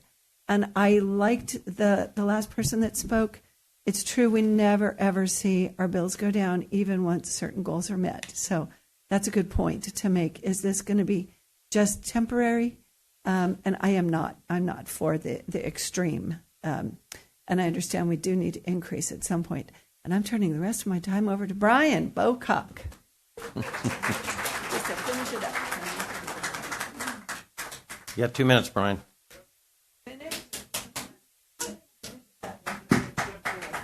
Thank you, Diane. One of the things that I always did, and this is just me as the director, I never went out on capital, I'm talking reserves now, I never went out and spent money on a line just because it's 25 years old or 30 years old. There is a requirement, and I asked my employees to do that. If they had, pick any area, I'll use White Avenue. From Foothills South, that's a very large transmission main. When it gets between Bonita and White, when it gets 3 leaks, you call in an engineering firm, they cut a coupon, they cut a piece of the pipe out, they have it examined, they know what's going to happen, and you move forward with that. And by doing that, they may come out and say, you should replace it by the end of the year.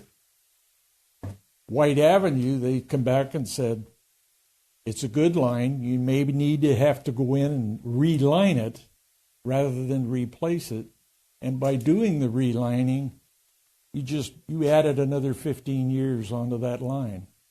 My point is, I went through some of the capital expenditures, and I disagree with them entirely. There are lines that they're looking at replacing that they shouldn't. Another thing you need to look at, they had a problem, the fire department, maybe the fire department said there's not enough volume in that line.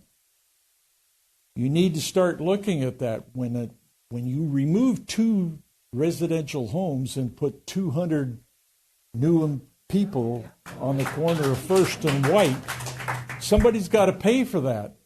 And I don't think we should have to pay for that. The developer should have had to pay for that, and I'm assuming he did.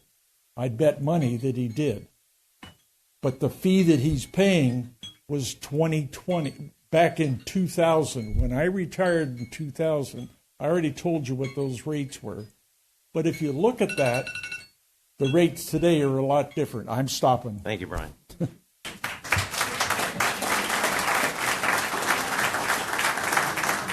Any more cards? Anybody else wish to speak on this item? Please, Pam Berry.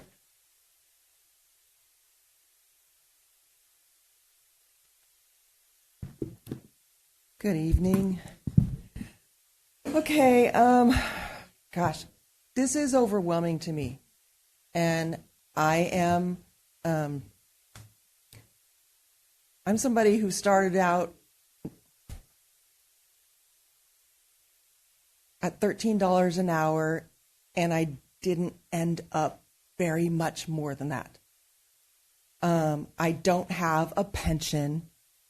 I am on a very limited income. I do not have, well, Medicare. Wow. I'm still paying for it. It's not free, okay? My mother is 84, and she lives right off of Emerald. She's a widow. She does not have a lot of money. We have to spend less in Laverne as a city government. You can't just say, well, we have to do it. We got to button up, just take that burden on. We got to do it. We got to do it. We can't keep doing it. We're going to run out. But yet, the spending is going up, but we can't. We take in the major LV, and then we're doing raises. Why does the city not do the cuts that we have to figure out? We got to figure out, okay, what am I going to cut in order to pay for my water? Look at my yard. It's not pretty. I am embarrassed by it. But I've been cutting water since you guys said we had to cut water. I can't cut more. So we can't bear the whole burden and yet have the employees and the city and all of that protected. That we got to give them all these nice things to draw them here. But then, well, what about the people? We can't keep doing it.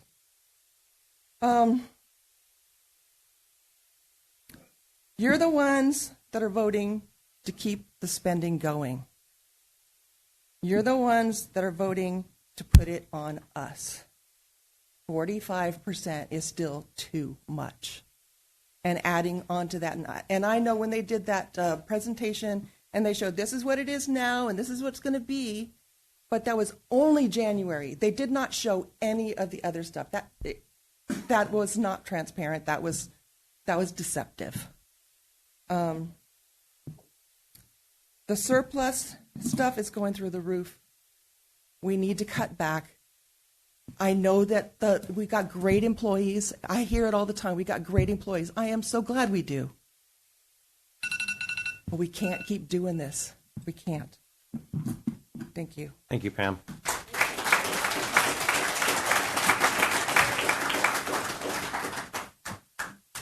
You need a co-champ. Then Cynthia, you're next, please.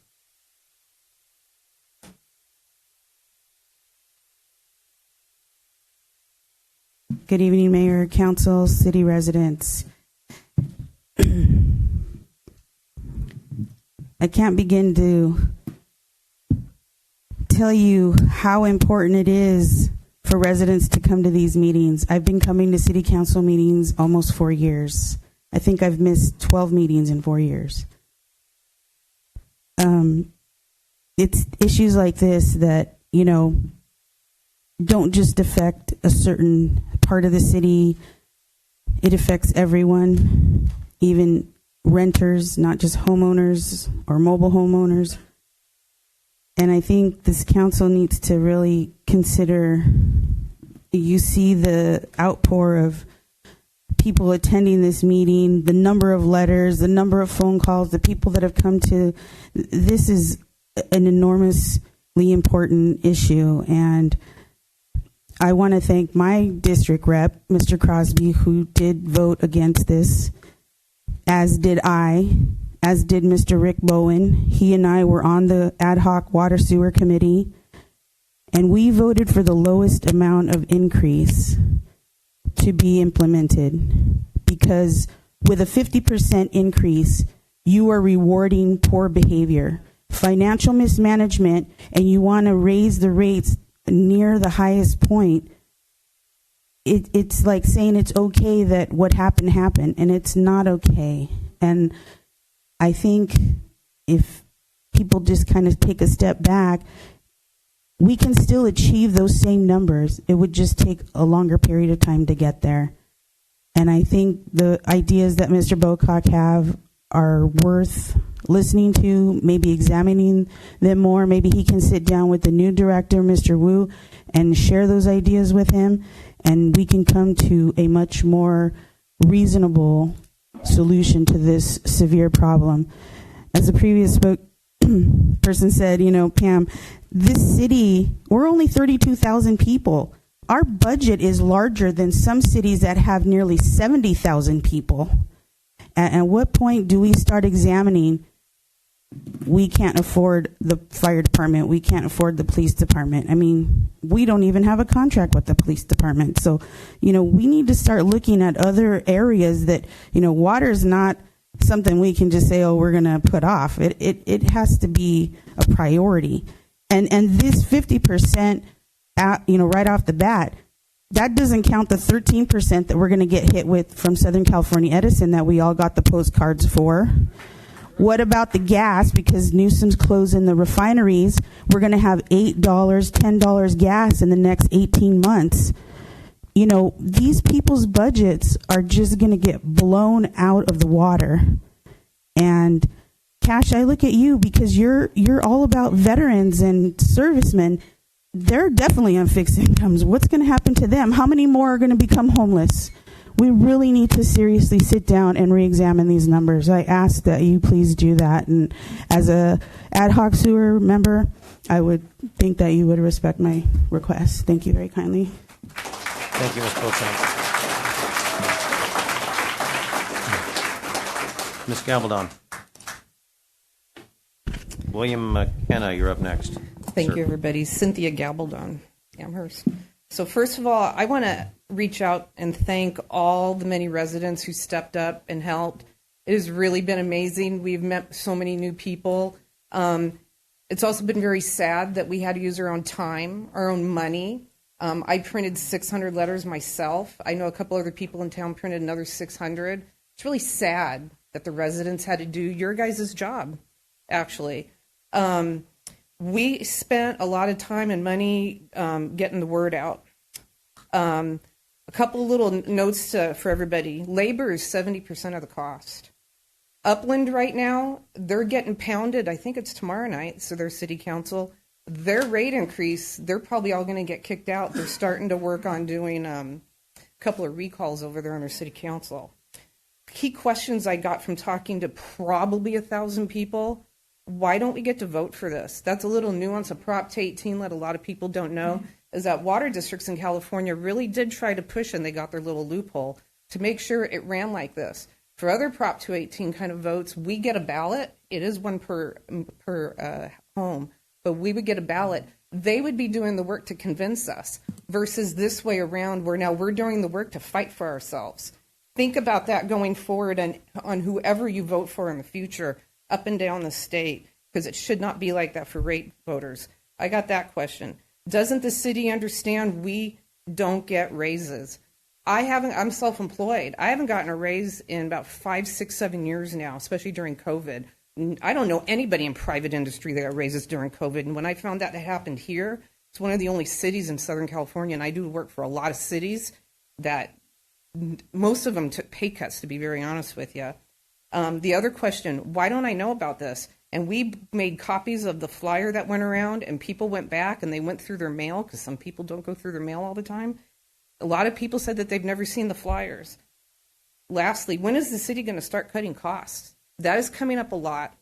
We are not a champagne budget city. We are a beer budget city. It might be a good beer, but we're still a beer budget city. Okay? Local government is supposed to be our voice. This constant push for more taxes, more fees, more density, more traffic is not what we want. And somebody else said it, you work for us. I have been, and I'm a pain in the rears for those of you who don't know. There has been so much, and there has been very minimal effort, especially by this current council, and also the previous one was just as bad. And I personally think not very good recommendations from legal staff, because many of the legal entities here in especially here in Southern California, are all in on a lot of this. Other than the letter for SB 79, cities are not fighting back. We need to fight back to Sacramento over and over again, and that's what you're hired for. Got 1 second left. That's what you guys are for. You guys should be working for us, not Sacramento and the other entities which work against us. And it's absolutely time to change that fact. You work for us. We've got to change that fact. And if that means doing replacement, that means we're going to do a replacement. Thank you.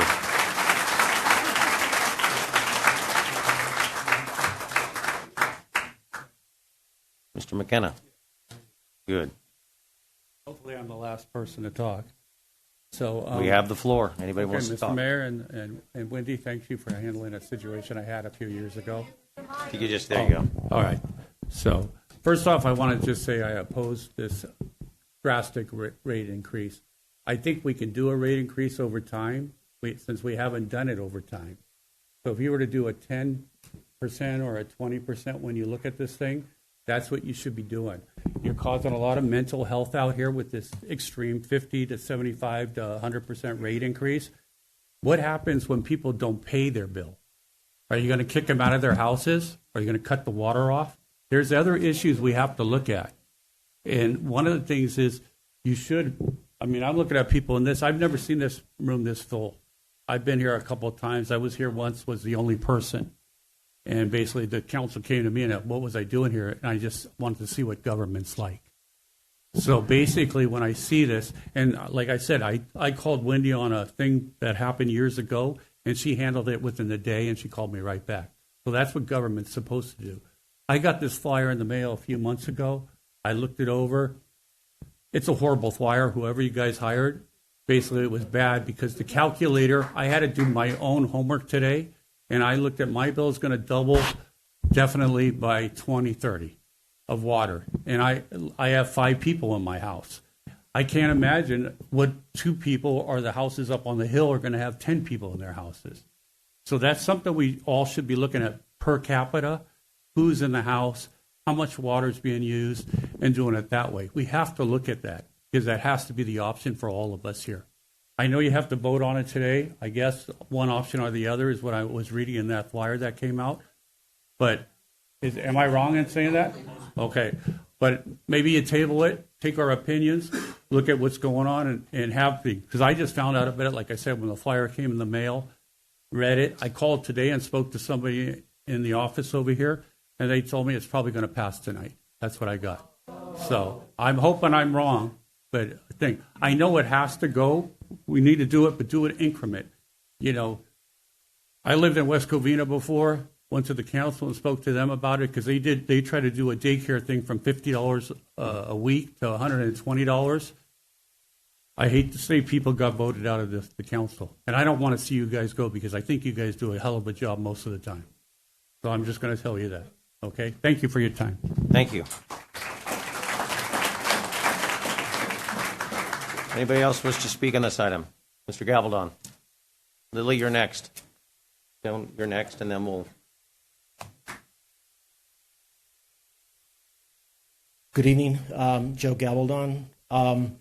So one of I've been to a few of the meetings. The mayor and I kind of got into it a little bit about my opinion on the mismanagement comment that he made.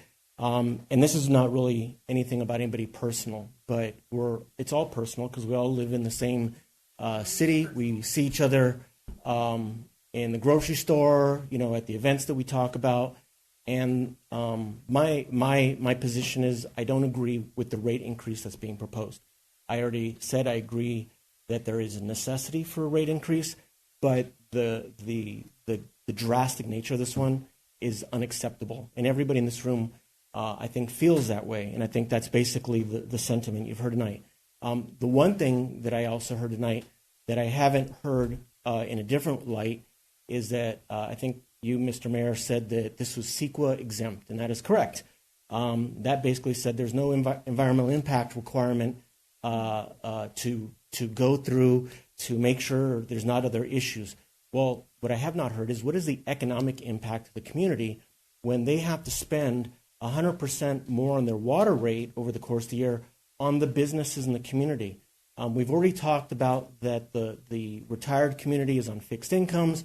I already told you, I deliver meals to people that struggle to have a meal with Meals on Wheels, and the rate increase that we had to propose because of inflation and everything else. All those things matter, and they pile on people. People talked about the utility increases that are forthcoming, the fuel prices that are expected based on regulations that aren't being fought against by the council or anybody else that I see in the area. But when Round Table Pizza, when Trader Joe's, when any other business in this community who also puts taxes in the coffer is not here, at least I don't think they are, to talk about what is the impact on them, have you done any homework on whether or not those businesses are going to see any impact from people having to spend money on water or on this proposed increase versus the money that they're not going to spend when they go to send their kids to get lunch to In-N-Out or everywhere else that they might be sending them? So I don't think I've heard enough about what we've thought through and the other impacts to the community other than how it is that it helps the city council and the city management resolve their financial issue. Thank you, Mr. Gabaldon. Lily. Hi, my name is Lily Breno. People know me as a rose lady in Old Town because I have a huge rose garden, have 100 roses. I hand out the free roses for senior from COVID, and then know a lot of wonderful people in this town. I already live here more than 20 years. I have 2 kids born here, raised from up to Bonita High and then go college. So I love here, but they already told me we probably couldn't afford in California. We probably move to the other state. Everybody know everything increasing. So I try to reach more people from social media. Actually, no, not much people on social media. I walk through 7th Street, 6th Street, Bonita, all the town to talk to people, and Old Town Laverne talk to the small business owner. I would say more than 50%, they don't even know what is that? What is that? Nobody really know this paper. So we really volunteer to collect so many petition letter. My personal get 100, so I believe it's more than 1,000 already. So I feel like we need options 3. Option 1 and 2. Sorry, it's not affordable. Even I'm very hardworking. My husband hardworking will pay 30% up tax. I still work so hard. I'm going to get licensed tomorrow again because I need money for my rose garden. My husband turned off the water because he said too much. Change the desert plant and the succulent. So that's the reality. So it's not funny, okay? I'm so sad because I turned off the water. There's a rain few days ago. I said it's last week. So that's the reality. So it's not that funny because I'm kind of mad for that. So I come from communist country. You better don't vote tonight. That is communist. We have better solution. Thank you. Thanks, Lily.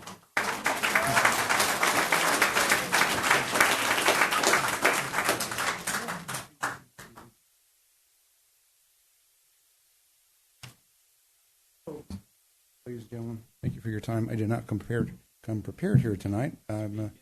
Okay, sorry. I'll try and do better. That's better. My name's Chris, and I've lived here since 2007. Really like Laverne. Really do. You guys do a good job. Most of the time, city's well run. Appreciate it. I have to say that the optics on this suck. Okay, a 50% increase over a 1-year period is not reasonable and customary. Okay. The other thing, if it must happen, why isn't it amortized over the next 5 years? Okay, that's too much for most people. That's too big a hit. It's not fair. Lastly, what I'm not hearing, in so many ways, you're kind of describing the what needs to happen, but I'm not hearing a why. I'm not hearing a why this needs to happen. Where's the business case? These costs are going up. These costs are going up. Equipment's faulting, equipment is deteriorating. We're not getting much justification. If it's there, I'm not seeing it. I didn't get that flyer either. So those points to consider. My 3 minutes, I'm going to use less than. I'll share it with anybody. All right? Thank you. Thank you, Chris. Appreciate it. Next up after the gentleman's coming up now is Susan Hines. Mr. Bowen.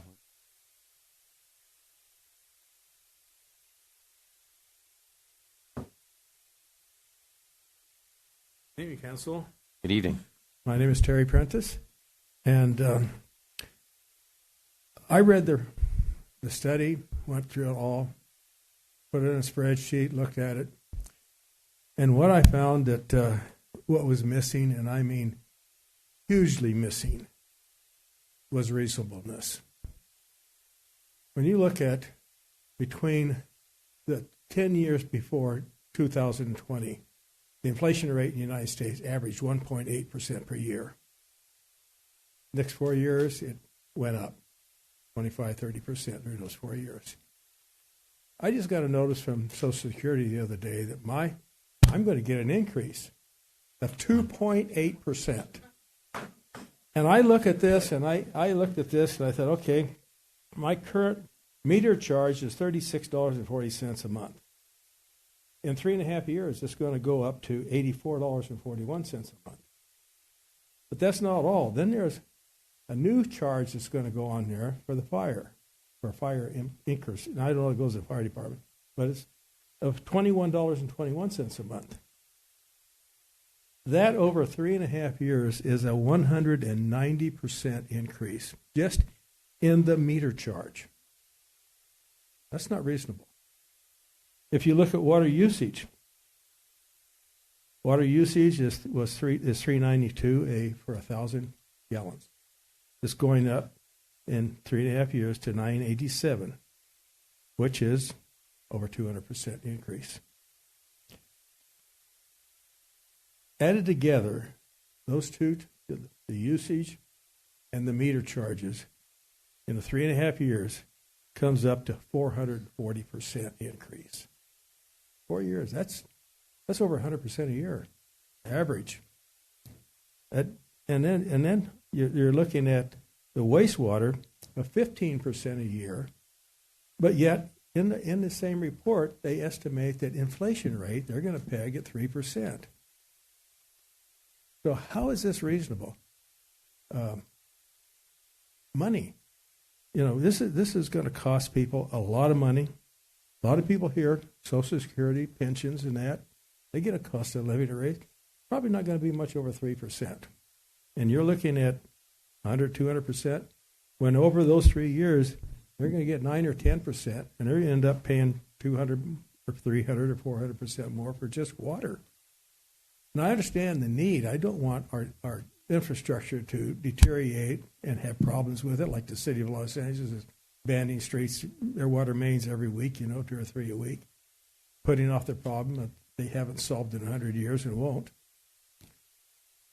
But I listen to what Brian said, and I think, come back to we look at being reasonable. What is reasonable? And we didn't have a increase for 8 years. But over 8 years, 3%, that's 25%. That's a heck of a lot less than 400. Thank you, Terry.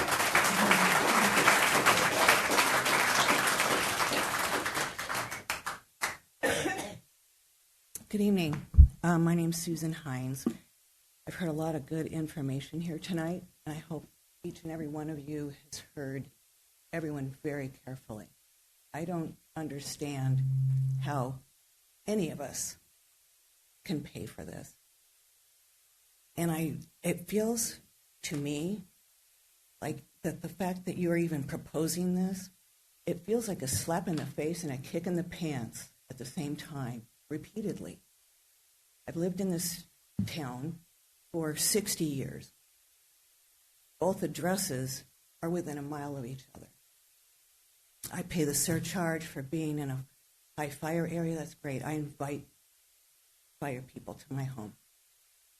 I don't understand one shred of how this increase is going to improve the infrastructure. The information I had on hand doesn't tell me that. I don't have the expertise of many of the people in here. I hope that you are going to invite these experts and the people that have experience doing this to actually, I implore you, gather these people together like you need them to breathe.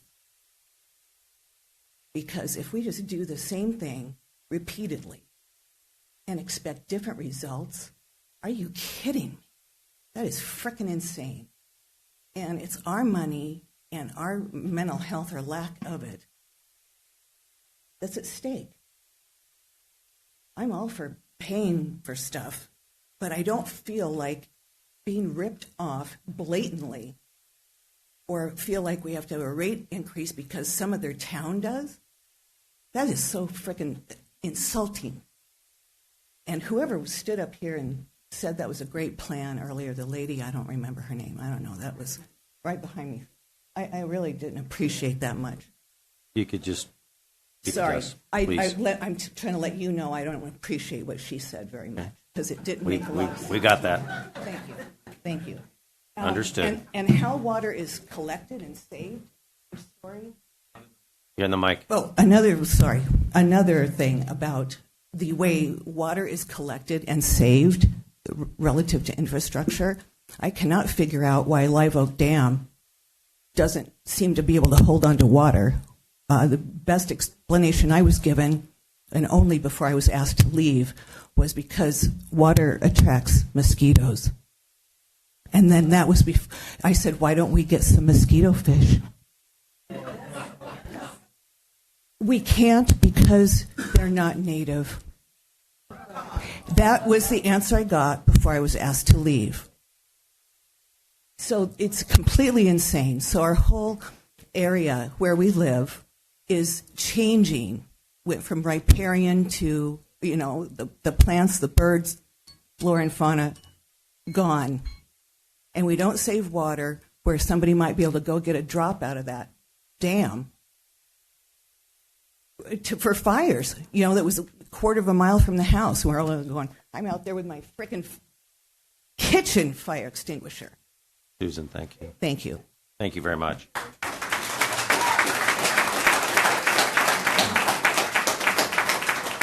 Mr. Bowen. Forgot my mail.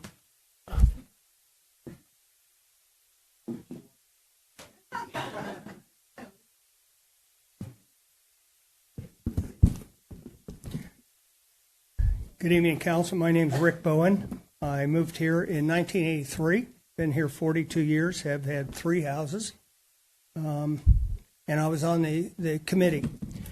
And I noticed tonight when the gentleman got up here, the $140,000 consultant, this is what we saw for the entire time.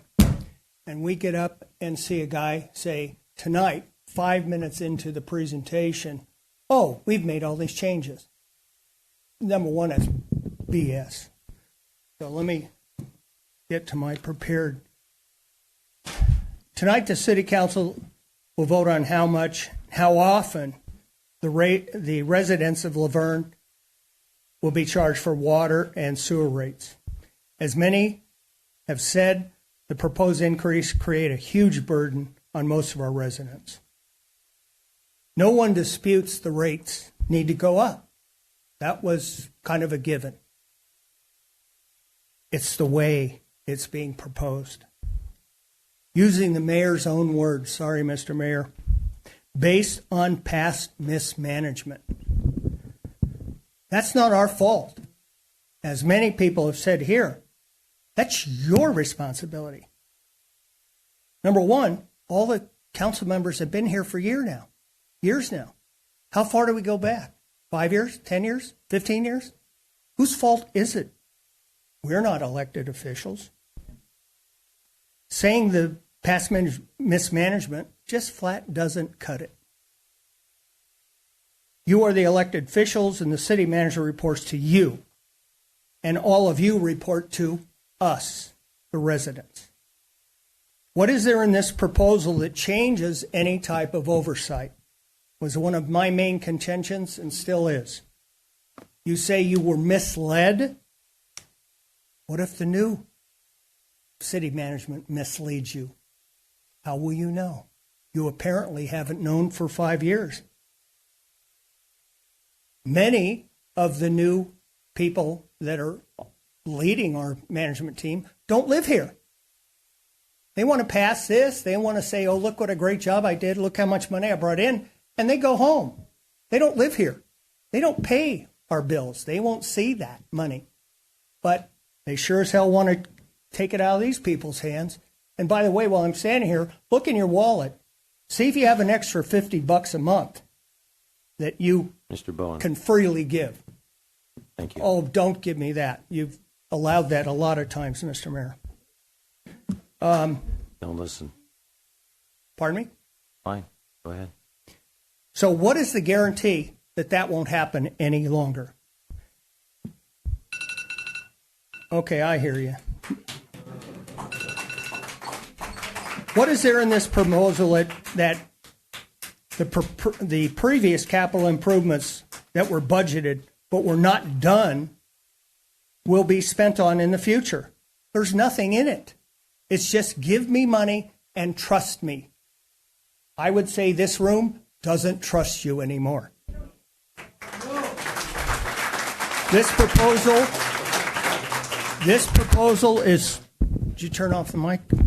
This proposal is stated to bring in $52 million in new revenue by the end of 2030. $22.8 million just in 2.5 years. It's on the table in the budget, in the presentation. Please consider the financial burden this will place on many of our older citizens. These rates need to be raised, but not at the expense of the residents that have called this city home for many years. Consider a tiered water increase like you've created for your own employees. You have done it before for your employees. Please consider the same for your residents. There are other options. It'll take some work, but that's why the residents voted for you. And by the way, they voted for you. They can also vote against you. One last comment. Please finish. To get up here and say 45% instead of 50 is an insult. And whoever came up with that, and if you guys have seen it for the first time tonight, shame on you. Thank you, Mr. Bowen.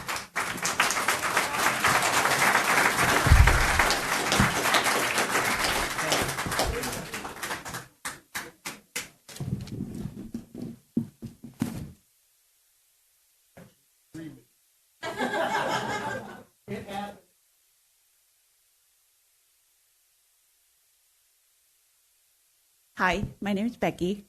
Just wanted to let you know that I've been in this resident here for over 30 years. Both my boys were from here. And just to let you know, my question is to the panels here, to all the council members, how many residents did you receive the letters that I never got one? I received this from my friend Cynthia, who came to me and asked me if I heard about it, if I received anything. I never did. And shame on you for not making sure that each and every single resident in this town receive this increase. But I have to hear from somebody else. Since I never got one, I printed out on my own computer to bring it here to let you know that I'm one of those thousands of residents that did not get one. And I am so, so embarrassed of all of you sitting up here. We voted for you. We trusted you. And you know what? You disappointed us.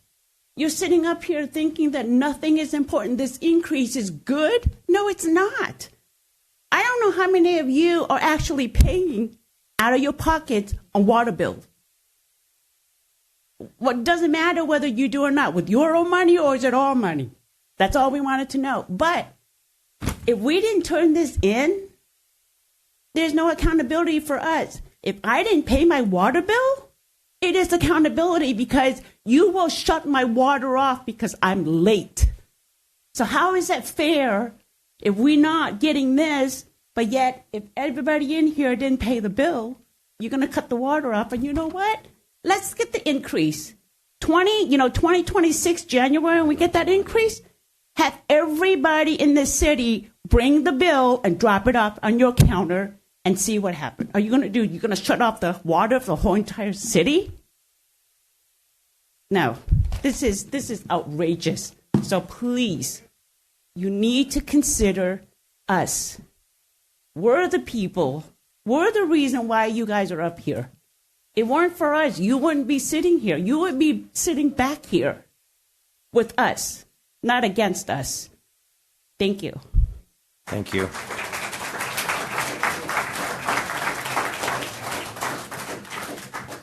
Anyone else speak on Kathy?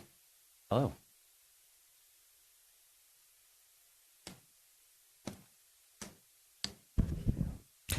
Kathy Kalusek. I'm on 3rd Street. I'm a lifelong resident, and I've been attending City Council for maybe a little over 10 years now. So I remember the last time we did the increase, and it was met with a lot of protest. And then, and I'm going to say I don't really agree with necessarily with the mismanagement, because then we hit COVID, couldn't shut off water, couldn't raise rates, couldn't do things. We're past COVID, and it's been a little bit, so I'm not sure why we didn't increase sooner, because we need to increase. Everything costs more. But this is a really high, excessive increase. So I have a question. I mean, if we need to refill the coffers or something, could we do a special assessment so we do that and then roll back so we're not hitting this high of increases, because this is a lot? That's my question. And then if Brian wants to add more because he's so knowledgeable, I would like him to take the rest of my time.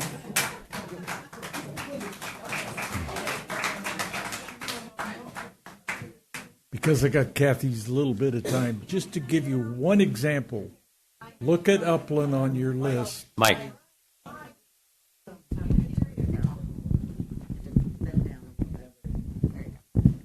Look at Upland on your list.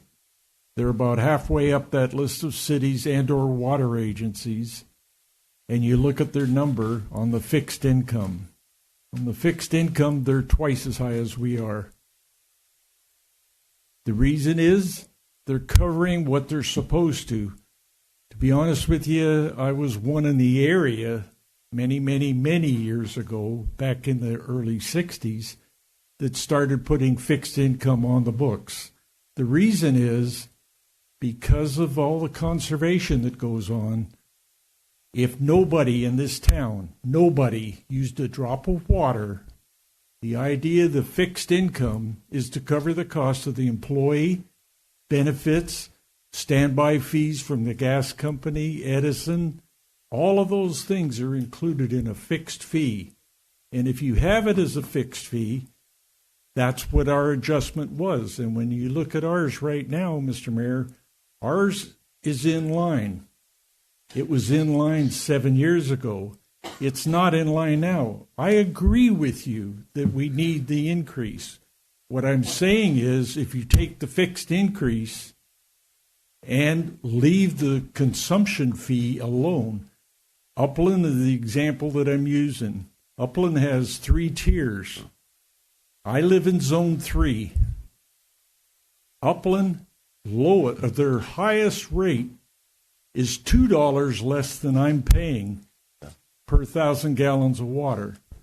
They're twice as high, but they cover it through their fixed costs. And that's what we should be doing. That was the intent of putting the fixed costs back on when John Blickenstaff was mayor. And Steve, even when your dad was there, that was part of it. We put a fixed cost in there, and we covered ourselves. So during conservation, and by the way, this city has always stepped up. We cut our rate, as I said before, from 25,000 gallons every 2 months average, it's down to 18. Right now, we get 5,500 acre feet from 3 valleys. We've cut that by 1,600 acre feet. That's a lot of money. And these are the people that did it through conservation, asked by the council to do that. I'm just saying, and I know I'm out of line, but I'm going to tell you, I'm more than happy to step up to the plate, and I do what I do. I hate talking. I got the figures that are there. I know, Tim, but I'm just saying, I will help the city do whatever is necessary. I think it's wrong. I think we can get by with 25%, and I can justify it. I think your capital expenditures are way out of line. You move into it gradually. You don't just go wham and hit them with it. You move into it gradually and cover your costs. That's all I'm asking, cover your costs. Thank you, Brian.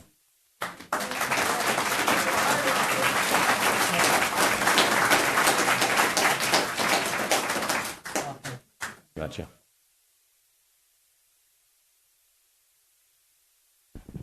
My name is Ruth Spathias. I live on Meadow Street. We've been here for 28 years. So I am against this increase. I have a question because I mailed in my protest letter, and I hope it got to the right place and it didn't get into the circular bin. So I was thinking of doing another one again. So if one of you guys have an extra one, I'll do another one. Oh, it's right here. So my question is, how many protest letters have you had so far?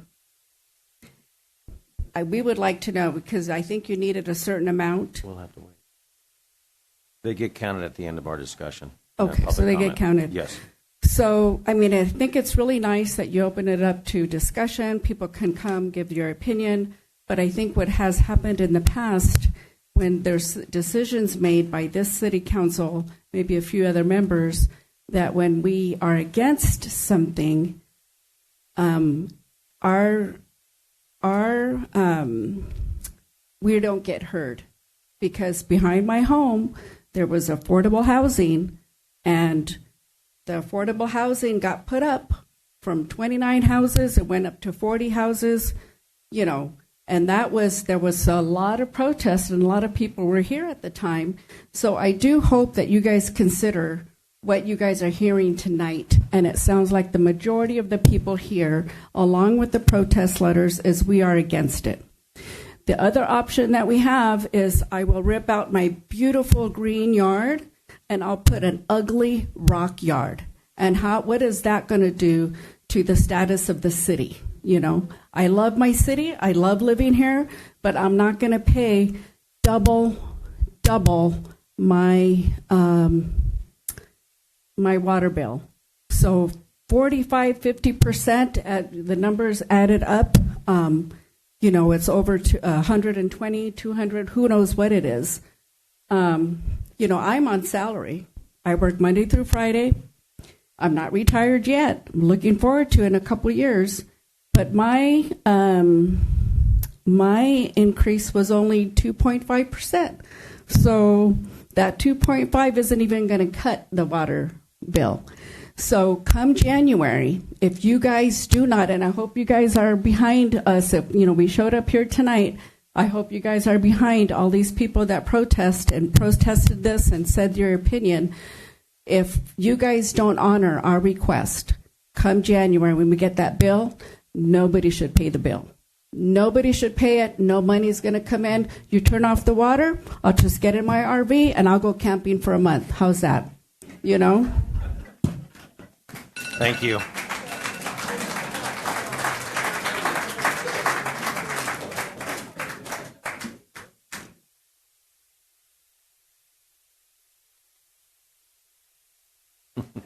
Hi guys. This is shirt vegan for.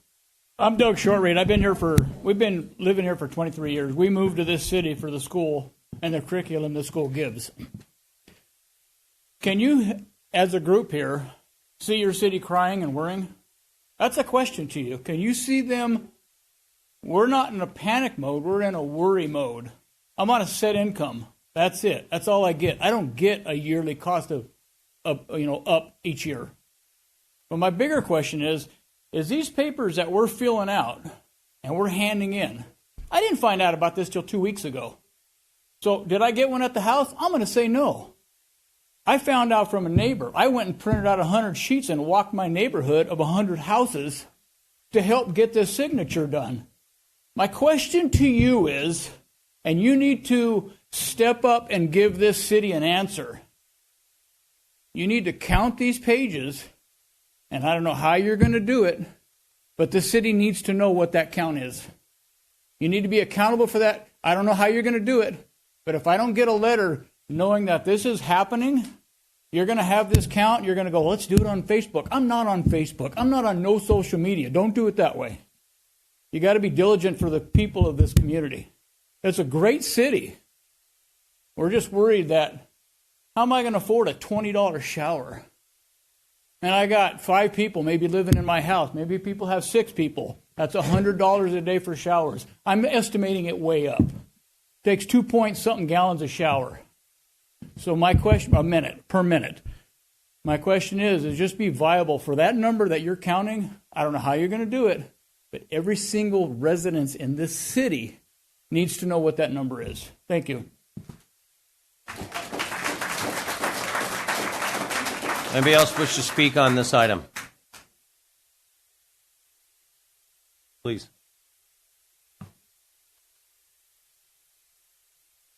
Hello, everyone. City Council, Mayor. I refer to you as MTH, just so you know as well. MTH, Mayor Tim Hepburn. I've been very moved by different speakers tonight. I'm representing clearly a younger demographic.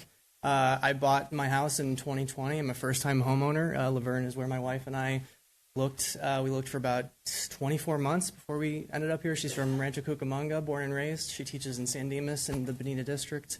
I have 2 boys. One will be 5 in January, and the other turned 2 last week. We love this city. I can't imagine being anywhere else. I'm so happy that we ended up here. I am gainfully employed. My wife is as well. We have a great fixed income. I'm still receiving increases. I'm not dealing with a lot of the realities that a lot of people here are, and I'm still concerned about how I'm going to make my bills and work for my family and my kids. I would love to stay here forever. God, oh my God, we bought in 2020, so God willing, with my interest rate and maybe some city permits, I would like to be buried in my backyard. So, like, but comedy aside, I love my home. I love my yard. I love cutting my grass. I've worked my entire life to have a lawnmower that I could, That is a first. Yeah, no. But I had to take pride in my community, and I'm so happy again that this is where I call my community home. But I think you've got a great opportunity here to listen to a lot of different perspectives and show people that at least you're listening, and you have the ability to delay a decision of anything else. Sounds like there's a lot of different perspectives and different things that need to be taken into account here. I'm really encouraged by what I've heard about responsiveness from some people on this council. I'm paying attention to your comments about voting. I love to vote. I'm very engaged. I would certainly hope to not have to vote against any of you. I would love to see you do the right thing by your city and by your constituents. Thank you.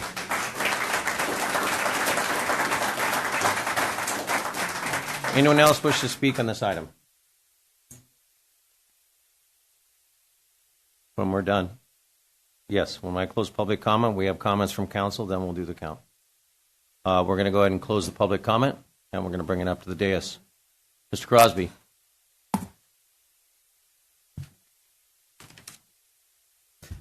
Yeah, is there any more letters out there? Because after public comments, they need to be collected. So please turn them in right now.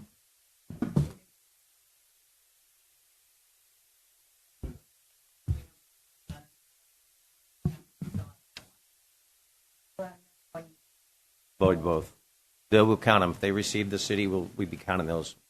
If they haven't counted them. Mr. Mayor, on that, everything that's been mailed in, dropped off, staff at front has checked. So, and just also to inform, we didn't create that form. Somebody else did. So it's in the Proposition 218 notice, it tells you how to both protest and object. But we didn't create that form. Generally, we're accepting them. So I would have done it a little differently, but we're accepting them. So we also, when people came forward and dropped them off, we made sure that they had filled them out correctly, so that they included their address, included the signature, and as a wet signature, that they checked one of the boxes that were there. So when it comes down and based on the vote after the close, then if it's over or close, then we're going to validate, make sure all the signatures and all that stuff, and that your valid protest letter. If it's not anywhere near there, we'll just count them and not worried about the valid. The required number is 4,769. So that's 50% plus 1. So.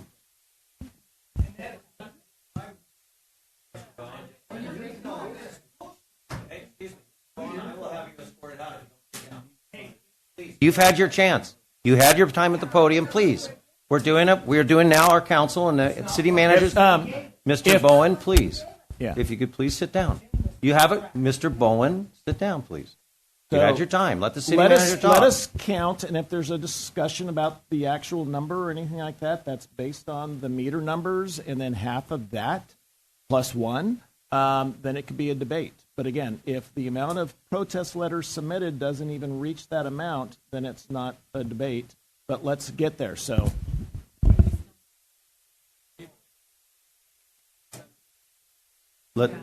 We'll clarify all that. Let's get to our first. There were some questions by some of the residents that I'd like the city manager or the consultant to answer first. And then we'll go to council comments, if we could, please. But please, let's keep this orderly. We're all here. We're all family here. We all live in this town. Come on, guys. Seriously. Come on. Really. Let's keep it orderly. Come on. We've all spent a lot of time here. There's a lot of good questions, a lot of concerns. We understand that. Let's let our representative talk. We did have a number of questions. Was basically operating expenses, the infrastructure, and replenishment. And Brian had brought up, I think someone called about a special assessment district. But those numbers are in the calculations as far as on the charts, as far as what these numbers are and what the money's supposed to be spent for the CIP. Is that not correct? So I'll have Danny and also the consultant. I'm just saying they'll answer the questions. Water and sewer rate report, which was generated, and there's a lot of information in there. And what the CIP was, I think, is what the major concern was. And what the final RAF-TELUS report does include the projected operating and maintenance costs, cash flow. Please, the speaker? We've got our public works director talking. Please. Estimates as well as the assumed capital improvement program for both water and sewer.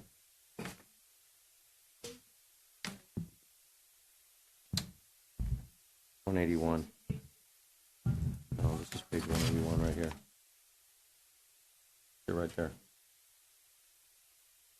We have it on page 181, which is the detailed capital improvement plan on page 181. And for the breakdown of the operating and maintenance costs, that's on page 133. Yeah. Table 2-5.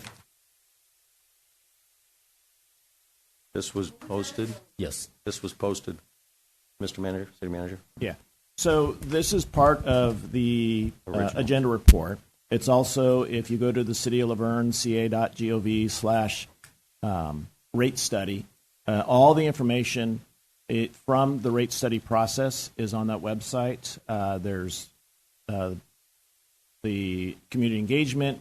There's information on the water and sewer rate ad hoc committee, which was appointed back in, I believe, July of This has been on the website for some time. Been on the website for over a year. Yeah.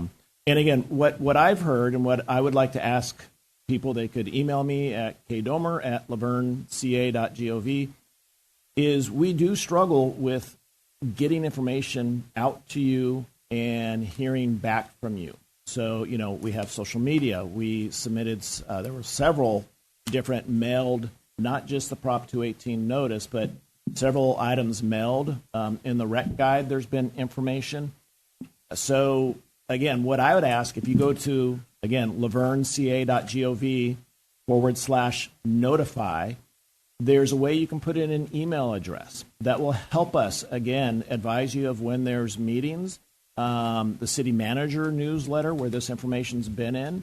So I understand I don't like social media at all. And I understand some of you aren't on Facebook or Instagram or some of those other things out there. But more than likely, you do have an email address. Please give it to us so we can communicate with you. You guys understand the importance of this. You're here. So please help us so that we can communicate better with you if you didn't receive it. All of the parcels with a water meter received the Proposition 218 notice. As I stated earlier, we didn't produce that opposition letter, the protest letter. But again, help you on that to understand how we can communicate with you better. And Mr. Mayor, there's a lot of other questions. Yes, under the laverneca.gov/notify, you can put your email in there, and then you can select what you want to be notified on. There's several different meetings. You can do all of it. You can do the city council. Or if you come into City Hall anytime, give it to somebody here at the admin department, and we'll add you. For 5 years. So, At O&M about 18. Again, this information has been posted for months. And the city, the committee, as we voted on it to review it to get to the 218 process, was exactly what you guys see right now. And then because of all the letters coming in, they made a different approach on the percentage. But at the end of the day, this information's up there. Our ad hoc committee was done months and months ago. We voted on this. All this information, there's nothing hidden. This is all on the website. And if you can't get it on the website, if you can't, you come to the city hall. You know, we'll get you a copy of it. But this is multiple pages of unbelievable amount of work from our ad hoc committee. And I first, before we start, I want to thank our ad hoc committee. 5 members of the community. We chose 5 members of the community to review this. This wasn't done by, and this was done by our this is the first time we've ever done a rate study with for the residents. This is the first time we've ever done this by the residents. I'm just saying, excuse me, I'm just talking, this is the first time we've ever done this because we had new city management. Yes, we had COVID. Yes, the funds were done in a different way. They did small increases, but not enough to cover. And then COVID hit, and then new management came in, and that's where we're doing everything and figuring out where our finances are, where our water sewer rates are, where the expenditures are, what our capital improvement, and for our infrastructure. Gentlemen. Mr. Becker, please.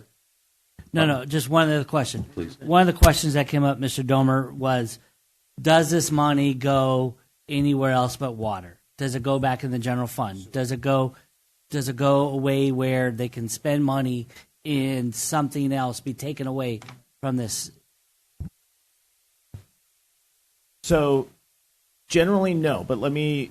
I want to be truthful, Pat. No, here's the thing. So, no, I know, but here's the thing. So please, everybody, please let them speak. And the city attorney can clarify anything. The water division is hosted here in City Hall.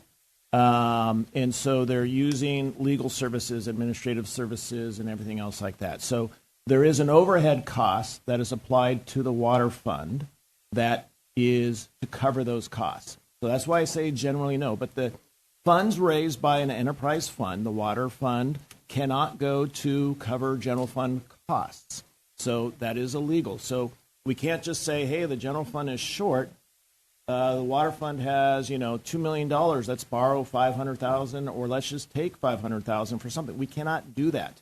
But for those legitimate costs, and that's why the importance of going out and hiring a third-party firm to look at the rate study and to do a water master plan every 5 years, which is looking at what are the improvements, the capital improvements that you need to do. That's the importance of doing those studies.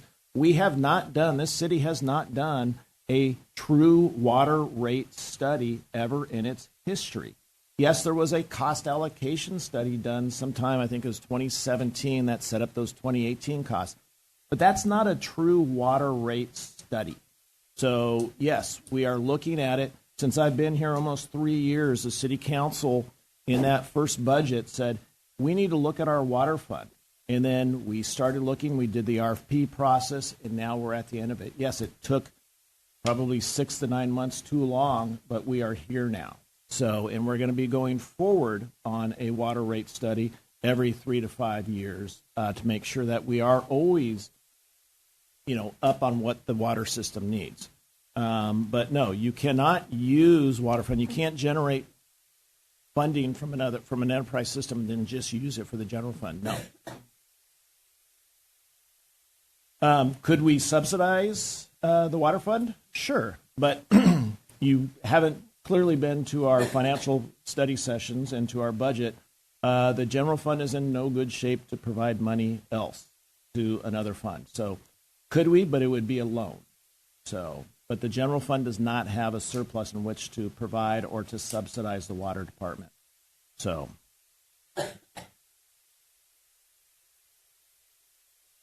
Gentlemen, Can I? wait, go ahead. I think there was one question about how much was going to infrastructure and That's how the much one I was was- going to operating. That was it. There was a question from someone in the public about what percentage or what amount was going to operating and what percentage or amount was going to infrastructure. So if we could have that answered, please. Just on the operating front, the O&M costs for the current year, 25, it's about total is 12.9 million. So just of note, 70% of that is for the water production and purchase costs. In Laverne, more than 3/4 of the water that we provide is actually imported water through Three Valleys. So a significant portion of the water production is because we have to purchase outside water to import. That $12.9 million is projected to be $18.6 million in 2030. So on the capital improvement program side, that total is about $27 million. We have about $16.9 million in water CIP projects and another $10.5 million in sewer CIP projects. And most of those are for rehab and replacement type projects. So does that amount anticipate if we were to have something catastrophic happen? That's the purpose of the targeted reserve, to help pay for those uncertainties and things, emergencies that pop up. And we're below that right now? Correct. We depleted our reserve. And how old is our infrastructure? Depends on the part of the city. I mean, we do have, as one speaker noted, there's some areas that are over a century old in the older parts of the city. So it's when the water lines there are definitely have reached the point where they're beyond their useful life. So just like our homes, our plumbing systems, appliances, fixtures, valves, they all have a useful life. So for a city, with an extensive infrastructure system with reservoirs, pump stations, wells, distribution lines, all these have maintenance and requirements for upgrades and repairs as part of the routine repairs and maintenance moving forward to keep the system going.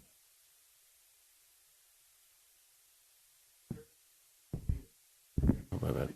We can't. We're gonna hold the questions, please. We've already had this. So if we could please, everybody's had their chance to speak. We're gonna have our staff. I understand, but we have our staff, and then we have us to speak. Okay. Thank you. Tim, I'd like to respond to that, though.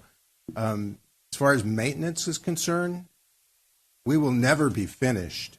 No. I mean, the city is too large. There's old plumbing that's out there, pipes that need to be replaced at some point in time that are on a schedule to get done, hopefully before they fail. But as far as when will that be completed, it doesn't work that way. We're never going to be completed. There's always going to be new development and pipes that end up breaking. So no, it's never going to be done completely.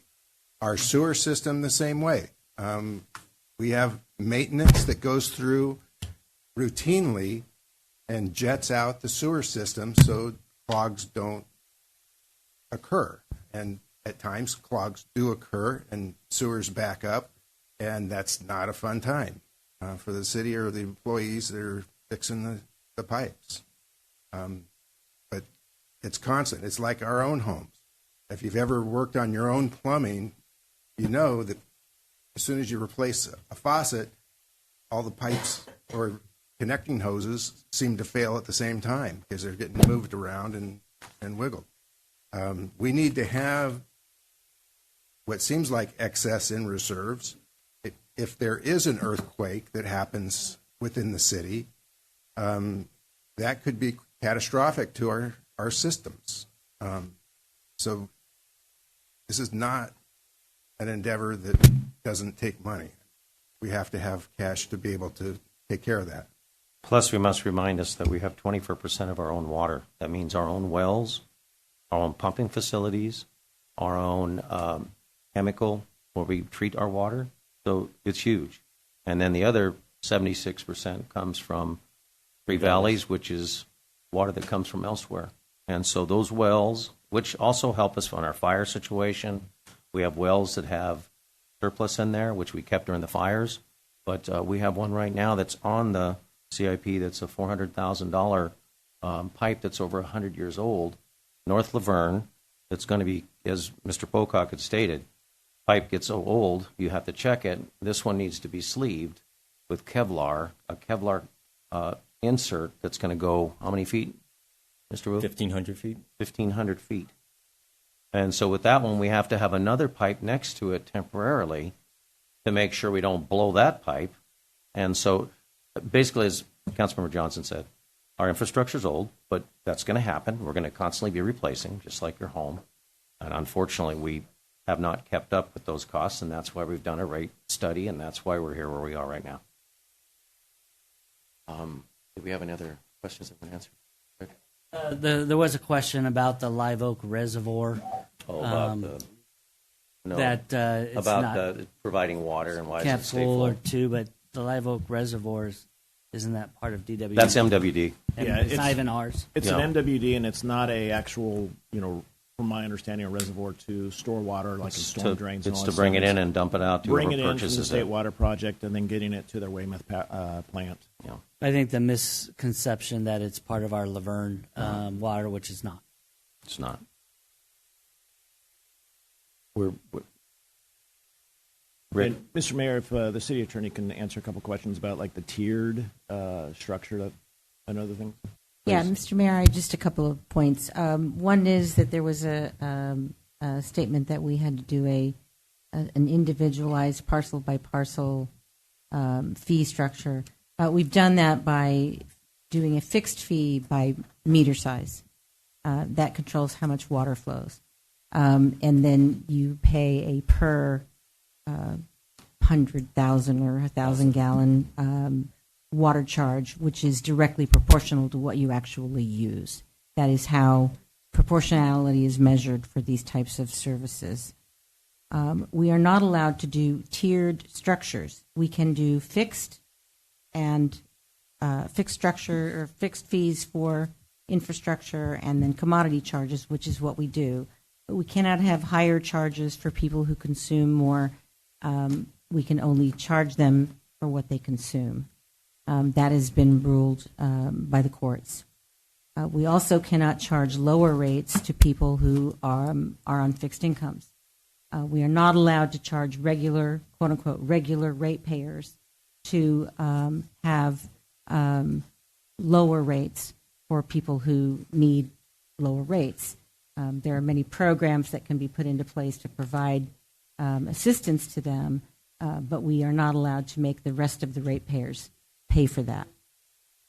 There were some questions about the objections and the responses to them under the statute. If the responses are delivered prior to the close of the public hearing, that is all we have to do. That has been done. They have been made available to the council for their review as part of the public hearing. There was a point about charges being excessive. The charges are not excessive if they are necessary. That's what the rate study does. The fact that it is a big jump doesn't mean it's excessive. It means that you've not paid enough for a very long time, and this is just a way to catch up. Please, we have someone speaking. You guys had your time. Please, thank you. It's unfortunate that the rates didn't rise as the costs did, but an excessive fee is not one which is painful to pay. Excuse me, please. It is under the law. It's not excessive simply because it's a little difficult to take. Thanks. Mr. John, I think Mr. Crosby was going to go. Steve, you want to wait for him, or you got? Let's see. But I did want to mention that we do have different rates within the city based on elevation and pumping costs. So there are zones that do pay more based on the extra cost of electricity to get the water up the hill. That's correct, but that's based upon actual costs. Correct. Yeah. So now, thank you all for coming tonight. Really do appreciate it. We did have an extensive ad hoc presentations as well, and appreciate those that were on that ad hoc committee too. My vote last month was a no vote to this scenario because of the 50% rate.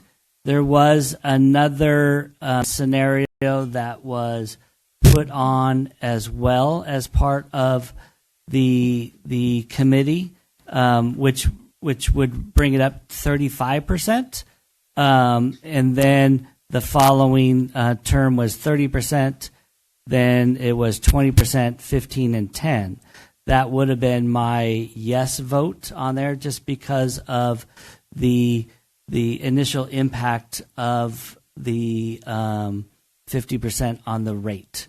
So just want to make sure and clarify what my no vote was for. It was not that we don't need an increase, because I am very concerned about our infrastructure. I remember coming on council in 2020, and at that time, Mr.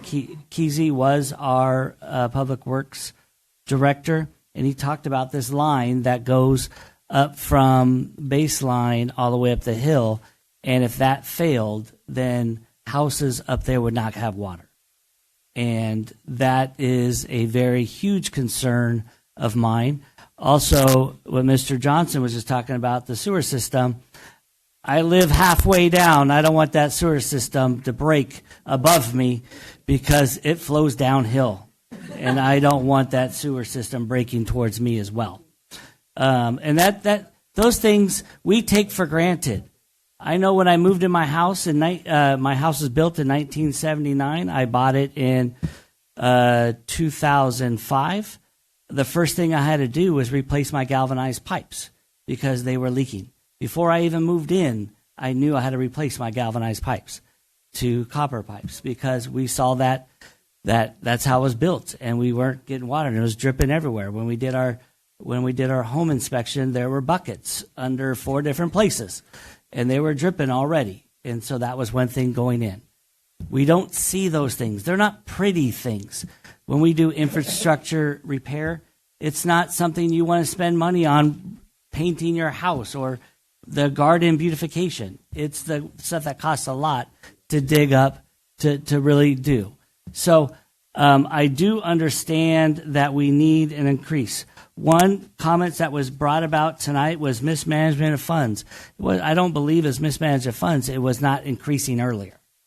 And then why this is a larger increase now. But I do know I live in District 2. A lot of the residents in District 2 are on fixed incomes like everyone else around, but they live in the mobile home parks. And I believe that a 50% increase is too much for those residents. And I believe that I need to represent that as well. And I can't vote for a 50% increase. And that is why I'm here tonight and telling you why I voted no the last time.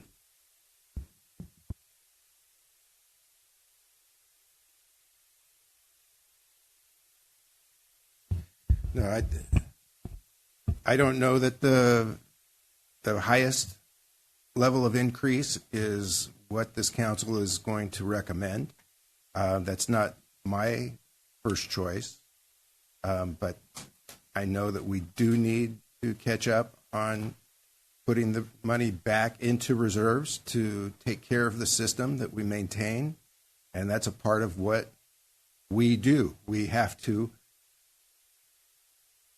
take care of the funds, make sure the funds are there when we need to replace or enlarge our system. I mean, it's just a part of what we have to do. So I'm not necessarily going to go for the highest increase, but I know we need to make an increase sooner rather than later. Councilmember Lau. I think, my biggest concern, and I raised this during our discussions about the water rate previously, is the age of our infrastructure. Because much to Councilmember Crosby's point is that we take for granted that water comes out of our faucets, that we can flush the toilet and it's not going to be a problem, that we're going to be able to drink the water and it's clean. And the scariest thing to me, like Mr. Crosby, I came on in 2020 and we were told not too long after that we were looking at infrastructure that's over 100 years old, that has issues that, if not taken care of, could cause greater impacts to the city than an potential increase. But COVID hit. And so, we all remember COVID. People were not working. People were working from home. There was a lot of things going on at that time, and that was not going to happen. I don't think a rate increase would have gone over at that point either.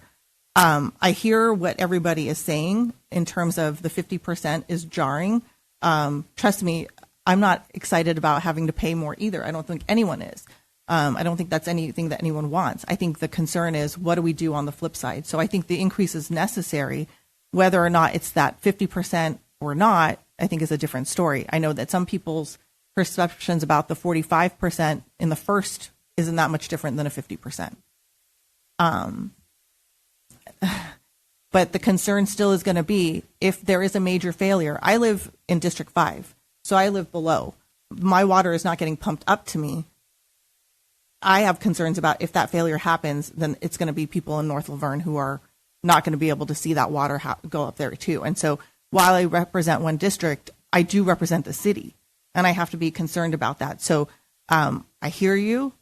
The 50% is a lot. The 45% is a lot. I don't know how much lower that can even be contemplated without really putting us at risk. Because my question then to staff would be, so what happens if we impose a lesser increase? Let's say it's 45, let's say it's 30, let's say it's 35, whatever it might be. And then we have something catastrophic happen. How are we going to issue it? Well, Please. Well, and I know that's the remark that Ken gave. But if you've been to our budget study sessions as well, that's the other concern. We are not a city with big revenue sources like a car dealership, hotels, right? We have small businesses, which we are very grateful for. But unlike other cities of comparable size, and I always refer to Claremont, they've got like 3 or 4 car dealerships. Their revenue is different than ours. And so that's assuming that we have a loan. We are still in labor negotiations with a couple of our units. I know somebody made a comment about, where can we cut? That's a really good question. There was a huge exercise earlier this year with our budget planning, with all of our department heads, about where we could cut. And cutting does affect you, because if it means cutting people's salaries or not giving raises, that means you will not get the service that you are used to. That will mean that you will not see the service that you want to see in the city of Laverne. And so these are all the things that we are trying to balance to make sure that there is something viable for all of us, because we all moved here, whether it was 5 years ago, 20 years ago, 30 years ago, because we love this community. And so we're trying to do our damnedest to make sure that we preserve it to the best of our ability. Not just for the people in this room who were able to show that I'm grateful that you showed up, but for everybody in the city. And that's the really, I'm going to say, I'm almost cursed. This is a real poopy place to be in. It's not there are no good decisions. I was going to say another word, but I didn't want to put that on the record. But so, I don't know that we have the ability, if something catastrophic were to happen. The rate increase has to happen. I am struggling with the amounts, because I want to balance the needs of the people who are on fixed incomes, the needs of the people who have, you're raising kids, you're taking care of your parents. If you're in the sandwich generation, you're taking care of kids and you're taking care of your parents, and you're getting hit both ways. I get that. But I also am concerned about what happens to the city as a whole, because if we can't repair the infrastructure, I don't know how many of us will want to live here if we can't get clean water. So, I'd love to hear what options there are, if there are any, before we vote on it, before we make a decision. Thank you, Councilman Lau. To that, Mayor and members of council, again, as I stated earlier, this process has been ongoing for over a year, and the problem itself has been ongoing for, there was a talk of 5 or 10, I would say 15, 20, 25 years getting us to this point. And the other thing is that state law has changed considerably. Proposition 218 was put in place in 1997. The tiered structure, actually, there's some case law from 2023 and 2025 about tiered structure. So case law is always changing how we can do things. So we're constantly trying to stay up with that. If we were to, so going back and looking at the process, starting with the ad hoc committee, and, they were created and appointed in July. I think it was finally by the beginning of October of 2024 that they started getting going and, touring some of the places and all that stuff. Been a lot of information. And yes, it was a 3-2 vote for the 50%, but it hit certain criteria that made the system viable. There was 100%, there was 75%, there was the 35% in the status quo. The status quo absolutely was not going to work because we would be absolutely in a deficit, and then any loan from the sewer fund would not be able to be repaid by the water fund. Selling the system is not an option, not at all. Talk to Claremont about that. So, if we were to look, and we did, so we knew that the vote coming from the ad hoc was the 50%, followed by a 35%, followed by 15%, and then 10% increases over the 5 years. We looked at the 45%, we looked at a 40% and even lower, and it doesn't hit all those parameters. If we were to go there, we would have to then look at the CIP projects and not do some, move it around to see what works. If we changed anything below a 45%, and I know that's not a big cost reduction, but if we went anything below that, we would probably have to advance the next time we do a service study, a cost review, to probably 3 years. Because those last 2 years of 10%, the city council cannot increase those rates. So we would have to do another study, look at what the water master plan looks like, look at what the cost of services, look to see where the economy is in the next 2-3 years, and then come back and be at the stage again to basically, instead of going a full 5 years, we would probably restart after 3 years. That's the only way to get those later years increased above 10%. But what you're seeing before you, the entirety of it, is the need for the water system. It is a difficult decision. You've heard from the residents. Maybe at this time would be a good time for us to go back and actually count the protest letters. Take a little bit of time because everybody's been sitting up here and in the audience for a little bit. I'd invite some of the members of the audience back just to watch the counting or, the grouping of it and all that stuff. Though I think we still have 2 council members to. Yeah. Well, they can count, though. Yeah, you guys. I mean, people want. Okay, so we're going to finish. Mayor Pro Tem Cashflow. I don't want to take too much time. I know some people at 9:30 is getting a little bit late. All your comments moved me, right? And always in the positive direction. Yes, I serve you, but I serve God in one, right? 2, my country and my family. All right? I understand that some of you are really upset about it. Absolutely, you should be. And actually, walking in my community, I saw people come talk to me that never said anything before, but I sure had a great comment about this. No problem. I understand. I understand those that, you guys hit some heartstrings on mine that I won't tell you what they are, but they impact me, impact my decision. I would just want to be able to provide a service for you. I'm not even talking, some people mentioned about re-elections. I don't even know if I'm going to be alive tomorrow. How about just the here and now? And the here and now is to how I can better your lives. That's what local government does. Bury you in his backyard. Oh, yeah. It's in Laverne, right? Somebody's going to laugh. It's funny. My mom always used to tell me, rest in heaven, and you just don't know where you're going to be at in this world. And they're both buried here in Laverne. My dad recently, that kind of bothered me. Bothered me a lot because, yeah, he was on Social Security.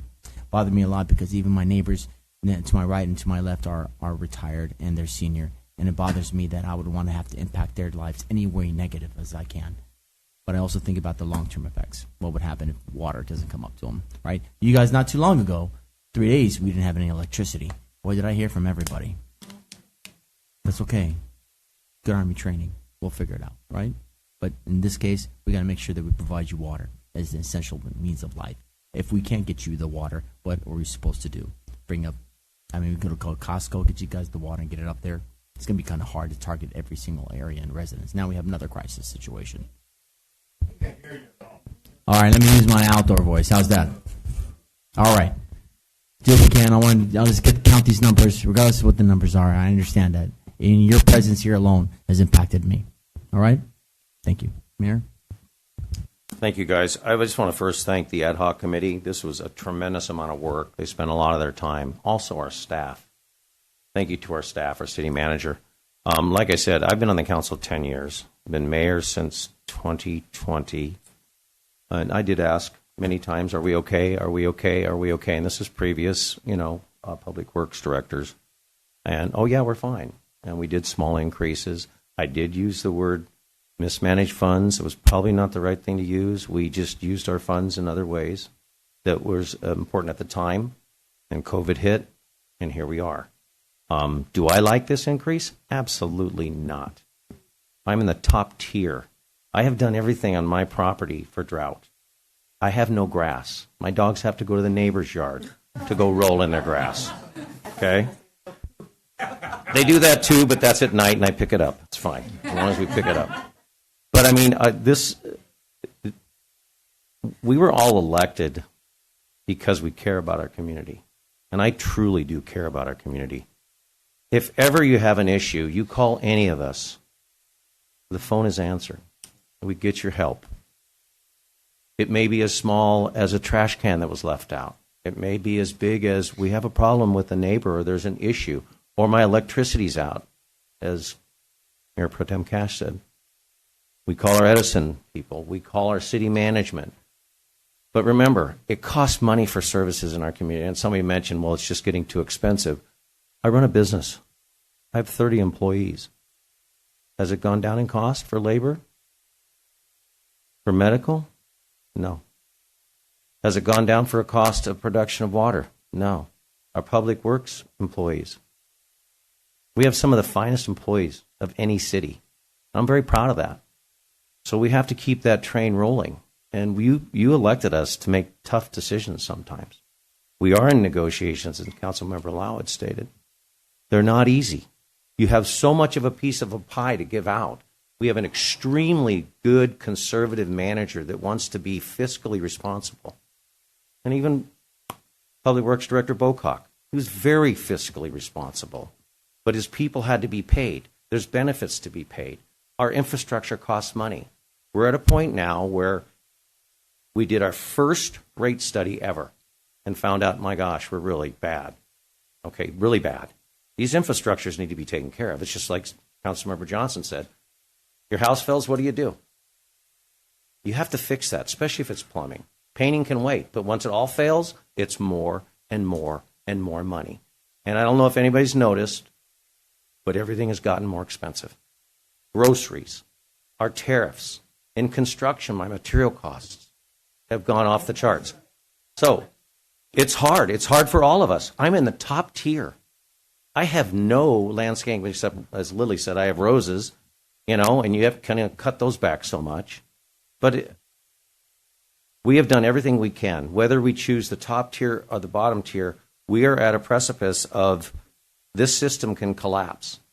And the most important thing is flush, and it goes down. And water is fresh, and it's clean. And we got good employees. And you got to remember, we have our own police and fire. And guess what? We respond. And we respond well. And why? You pay for those services. And you have to pay for those increases. And we pay our water bills, every single one of us. And believe me, it's not pleasant. It's not pleasant. But at the end of the day, it flows, it's fresh, We're keeping up with technology. Our city manager is very concerned. All of our departments. We just went through all of our finances. We are probably the most well-informed council of any council in this whole San Gabriel Valley that understands where the finances are. As Councilmember Crosby says, we understand what's going on, but at the end of the day, it's the cost of doing business.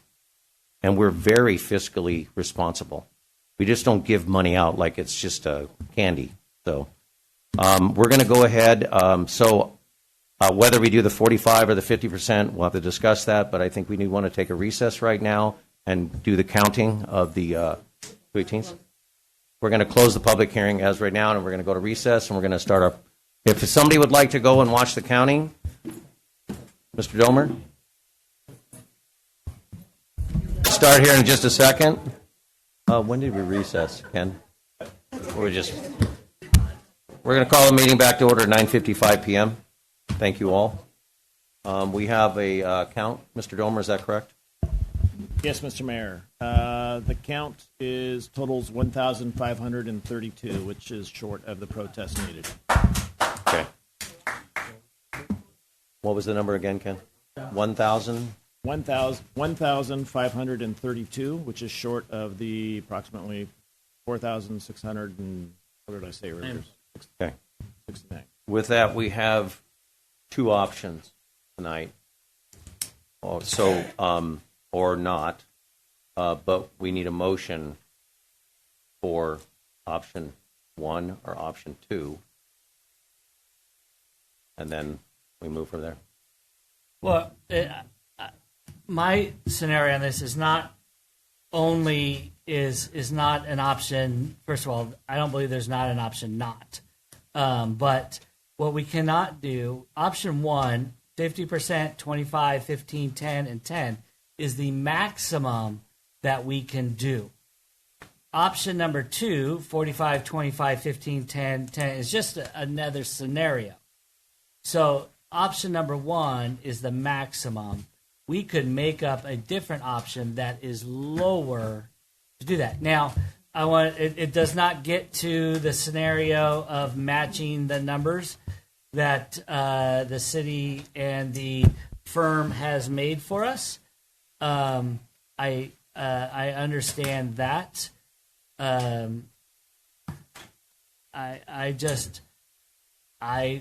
2 cents in this is that the 50 and the 45 in that first year are high, extremely high, and it makes a big jump.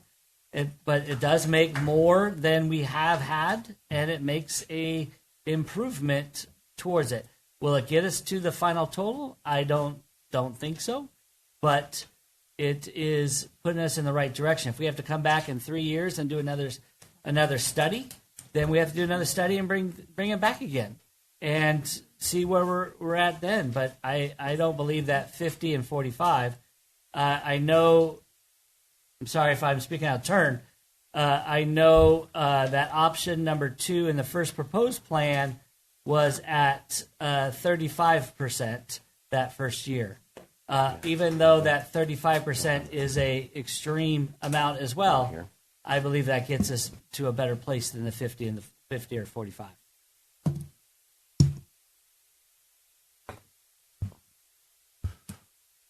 What does the this gets into the matrix as far as what the 40% or the 35%, knowing that 218 you cannot change downhill. It has to stay the same. Can't go up. You cannot change. You can't add that front end on the back end. It's got to stay the same. What is the matrix on a 40% and a 35% up front? Keeping the same matrix as far as the rates instead of. What does that do for our overall graph chart? Can we do that real quick? Christy?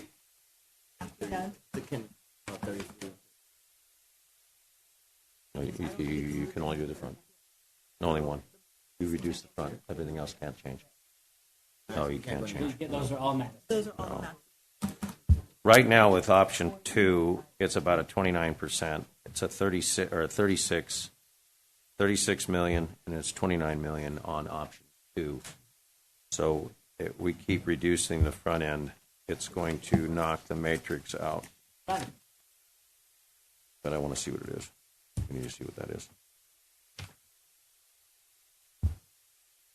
What were the? I don't have the original. I don't have the original charts. No. Original charts. Oh. The original charts the ad hoc committee looked at.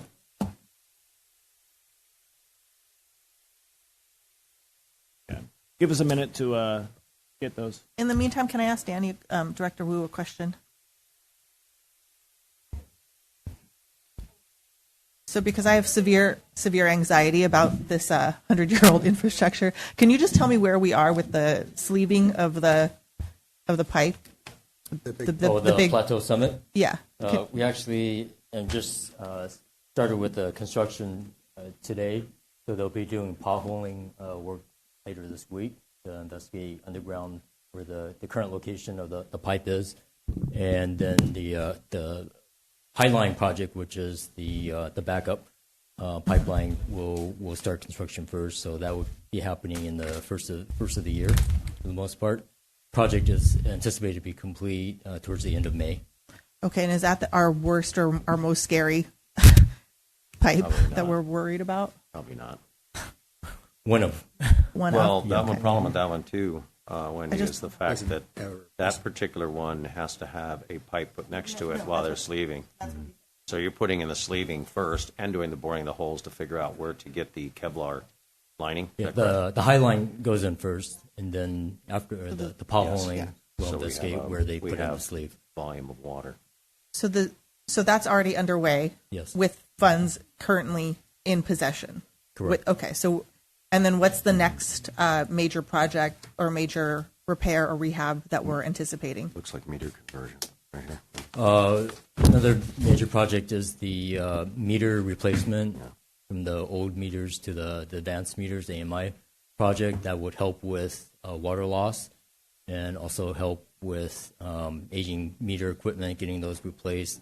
And then we also have a project to upgrade the 6 and White water treatment plant. So that would help with the treatment of nitrates in that particular well. Okay. So, and then we have another active project, which is a pump replacement from zone 3 to 4. Mm-hmm. So that project is actually tied to the Plateau Summit project. So replacing that pump will help get water up the hill. So what's the timeline on all of these? Is it concurrently or is it subsequent? Those are all currently happening. Those are all currently in construction. Okay, thank you. Yeah, so any reduction, we would need to look at the CIP and see what we can shift around. I was looking at the water master plan that was published in 2021, so we're coming up on doing another water master plan soon. And our first well was drilled in like 1929, and it's our highest producing well. So, we have some old infrastructure, but it has been maintained, but eventually you have to replace a lot of parts of the well. So there are things coming up we're going to have to play around if we go below the comfort level. Well, plus that VOC, which is the chemical that all our farmer used, is the chemicals in the ground, which is in our water, has to be removed. That's almost $1.9 million, the VOC replacement, that's in 2029. So we start reducing our projected costs. That's going to start reducing the cost of the VOC removal, which has to be done. That has to be done. There was also, water put in, or money put into the CIP for well treatment, because that's part of it again. Anything that we can pull within our quota from the basin is cheaper than buying from the State Water Project. Well, and three of those projects right now are pipeline rehabilitation upsize, 760 lineal feet, 10-inch to 12-inch pipe along Foothill Boulevard. And the CIP on 2026, it's almost $1 million. 2027, it's 1.8, almost 1.9. And as these go, these costs are going to go up because these are just costs that we think that's going to be right now. And then in 2028, we've got $1.8 million, and that's a 3-year process to replacement, 760 lineal feet that has to be replaced. So, as Mr. Bocock said, we don't replace it because we just think it's a great idea. We replace it when we find that we have problems with it and multiple problems. So, I mean, this study is very intricate. This is not something we just threw out there. We have a very good rate study company, as our Walnut water supply had stated, and they come very highly recommended. So, and I know these rates are so high, but at the end of the day, we have failures. The cost to the residents is going to be tremendous, and you just can't go to the residents and say we need to cut $2 or $3 million because we have a failure, and we have 500 or 1,000 or 2,000 residents without water. These things were really looked at by our ad hoc committee. They did a lot of work on this to make sure. And this isn't a lot of stuff, considering what our water infrastructure is. What do we have? 9 wells, 9 producing wells. We sell some of it to Walnut, 24%. How many reservoirs do we have? 10. Okay. We have 10 wells, or 10 reservoirs, 9 wells, and we have filtration plants, which is a constant. And the meter system, which is the SCADA, which someone said in our original meeting, which is an automatic, it's digital. And we've had a lot of problems in the past because we weren't checking because there were leaks, that we lost a lot of water that could not be charged. And that's one of the things that we're doing is updating all of our systems here to make sure that every ounce of water that goes out has a cost to it somewhere, whether it be a big supplier. And we have some facilities that are huge water consumption. Gilead's one of them that uses an ungodly amount of water, So they pay for it. Yeah, they pay for it. I just want to make sure that's safe. They pay for it. University of Laverne. Yeah, they pay for it. And Mayor, members, council, one of the things that came up a couple times was about the private fire charge. That's not on residential properties. That's on commercial. That's on properties. commercial properties. Yeah. So that was brought up, and I was thinking, no, that's not. Unless you have a commercial property, and that has to do with a 2-inch plus above, mostly a 6-inch main, which would be the fire service. But I mean, this committee did a lot of work. Our staff did a lot of work. This stuff on here is so important to the safety and the quality of our water. And the rates, let's be honest, 50% sucks. This sucks. And everybody's kind of yelling at us like, oh, well, we'll, get you unelected. Guys, we all have a job. All of us work. We're all the same. Yes, we are. Well, I'm not getting an argument. I'm just saying we're all the same here, guys. This is what it's going to take to make sure our city's safe. However we look at our rates, we keep reducing it. I'm just saying, we keep reducing it, we're going to be back. We're going to have the same discussion again because the cost of doing business in 3 years, who knows what the cost of doing business is going to be. But, well, at least we're looking at it, but at the end of the day, it was over a year. So people to say that they didn't see the information, guys, we gave you the information. The information is... No. I'm saying the information's there. It's just they didn't go get it on our website. All of us. Included, yeah. I mean, Mr. yes, Mayor, we're more involved because we have to be. Yeah. No, not at all. No. We all have a busy life. I've raised my kids. Now I have grandkids. I know what it's like on a weekend. Anyway. So the percentage that we were looking at was the 40%.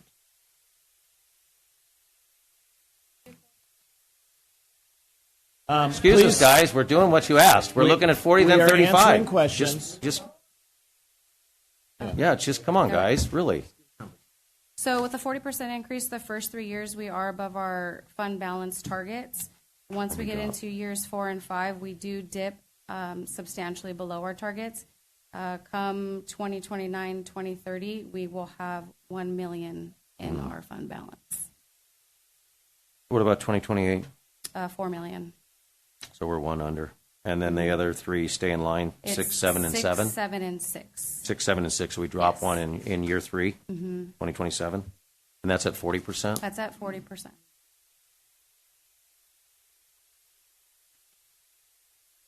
Problem is that 2029.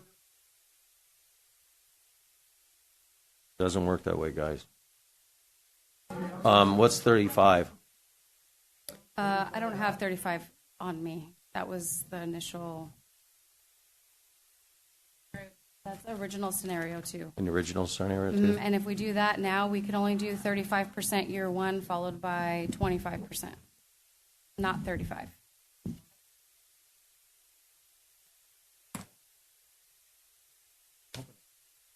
Yeah, so, okay, so the original scenario two was 35, 30, 20, 15, and 10. So if we were to go to 35%, yeah, we would be negative.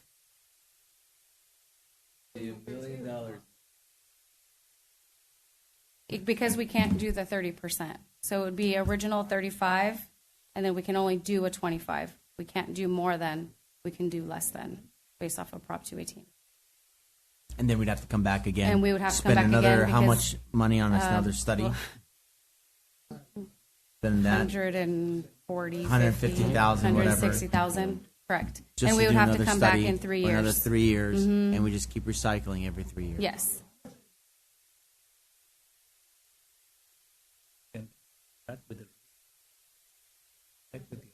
We did. That's, yeah, we did. Mhm. Yep.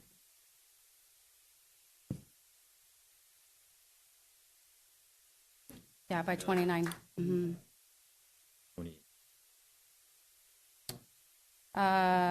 No.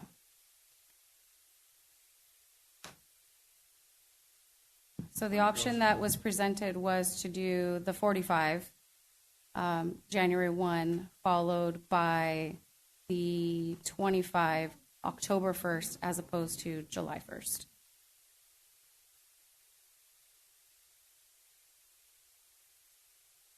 Correct. It'll drop substantially.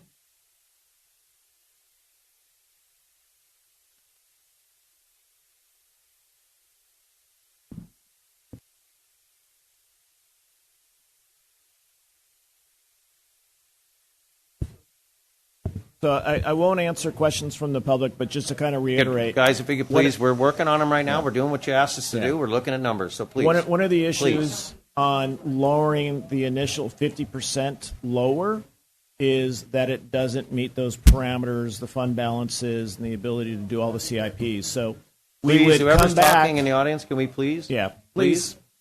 please. You're missing out information. So if we did anything below what the 45% is, if we went to 40, if we went to 35%, then we'd have to make up that amount somehow. And so that's why I suggested earlier, if we had to go there, if we did that, then we would need to come back in year 3 or before year 3 to do another rate study in order to look at what year 4 and 5 are, because we wouldn't be able to charge the 10% because we'd be in negatives by then. So year 4 and 5, which currently under the current scenario are 10% max, if we did a rate study in year 3, we would probably be looking at 20%, 20%, and then 3 new years after that, which hopefully could get down because we'd be hopefully restored. But that's the item of coming back at this point and doing a 45% or 40% or whatever, is to get up to that point where we're a sustainable system. Plus the cost. And we would have to readjust our CIPs and what projects we're doing. Correct. And then we wouldn't be under because we'd have to really look at that. We Which would have projects. to look at the CIPs, but then again, the reason to have a reserve is one of those wells goes down, or one of the reservoirs, or a main line burst. That's why you have money in the fund. Excuse me, please. But we're discussing but right now, please. We would also, even though we would not be under, we would be well under the projected, we'll be still better off than we are today. Correct.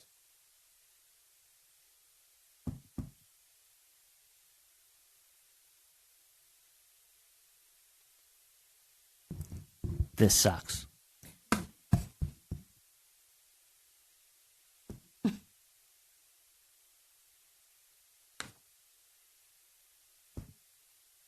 No.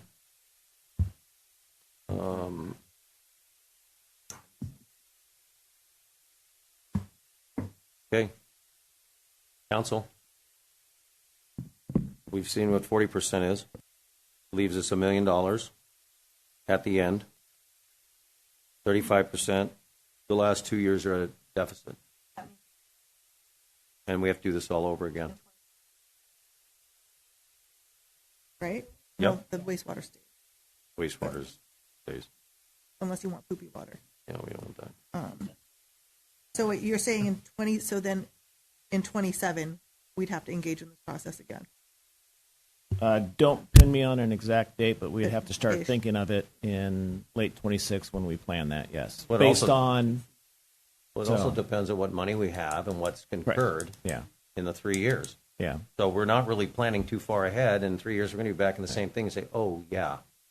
And it's 2 years because when you think about it, yes, the council awarded in July of 2024, but we went out to RFP at least 4 months before that and started doing everything. So that's taking you into February. We're 3 or 4 months away. So it's a 2-year process. So, we've done it for the first time, so I bet we can get it down to 18 months or less, but it is still a lengthy process to get where we're at now. So We're getting the process on the 218 also. The notices, filing, if we Right. do vote a rate increase. Yep. But everybody is going to be on our listserv, and so they'll be notified. Yes. So And we might have 50 people at our ad hoc meetings Yes. that are listening every single time and going through the study with them so they actually know what's happening. I like that scenario.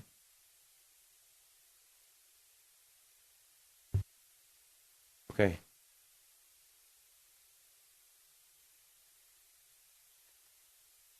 Your motion, buddy. You want my proposal? My motion, motion.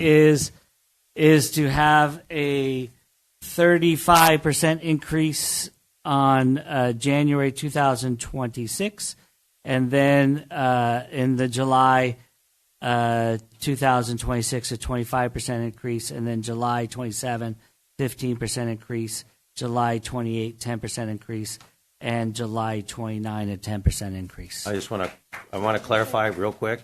Let's those numbers again, Christy. Where are we with the numbers on the 35?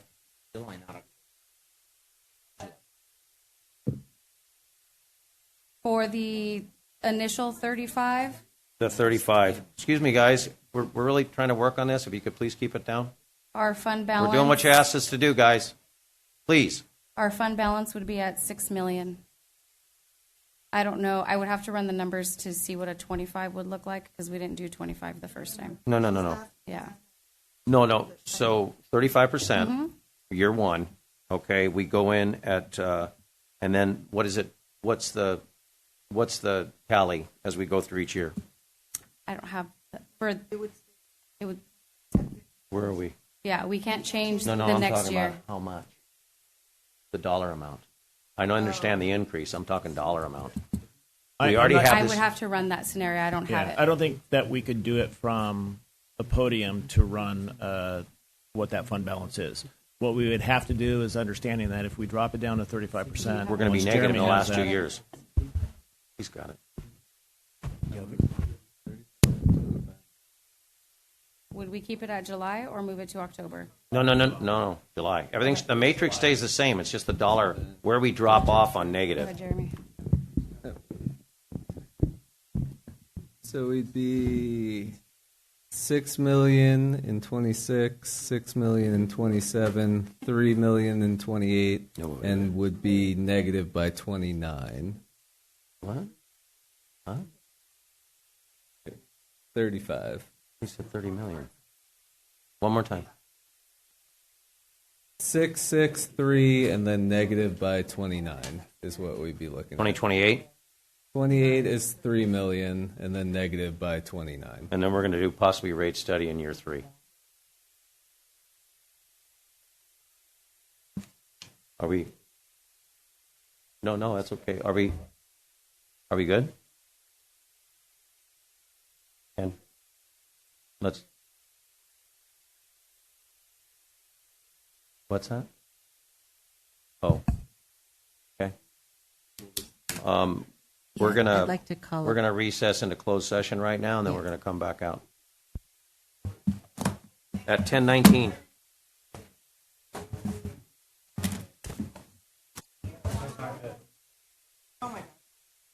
We're gonna call this meeting back to order at 10:27 p.m. Will someone please go let my dogs out? Oh, sorry. Yeah, mine too. Attorney Hall Barlow, do we have anything to report out of closed session? No, Mr. Mayor. Thank you. Okay, back to our motion. Mr. Crosby, Repeat that motion? I think you're going to repeat that motion. Okay. My motion is to an increase at 35% on January 1st, 2026, and then July at the rest as 25%, July 1st, 2026. Then July 1st, 2027 is 15%. July 1st, 2028 is 10%. And July 1st, 2029 is 10%. So really changing this is just the first year from 50 to 35%.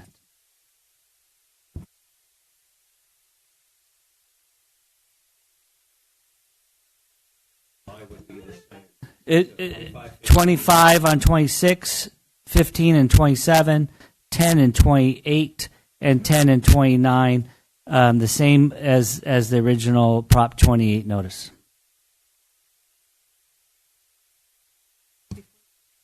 It's not an alternate. No, just to add. I want to add to that. I want to add to that. You're amending. I'm amending it. The amendment would be that 10-1-26, that we institute a rate study again to have, or 2027. Personally, I would say 2027, we would have a rate study, start a rate study. That way we're keeping up with this. But again, as we move forward, if we do adopt this, we will be back again.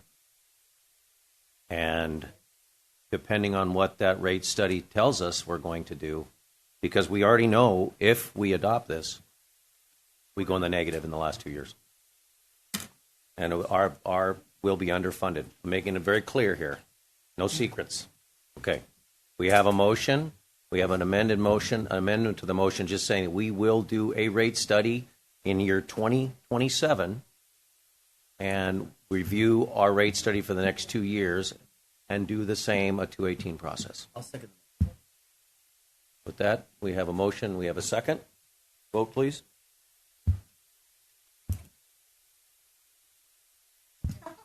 Motion made by Councilmember Crosby for a 35% rate increase January 1, 2026, July 25% July 1 of 26, a 15% July 1st of 27, a 10% July 1st of 28, and a 10% July 1, 29, with a rate study to be started, the process being started in July of 27.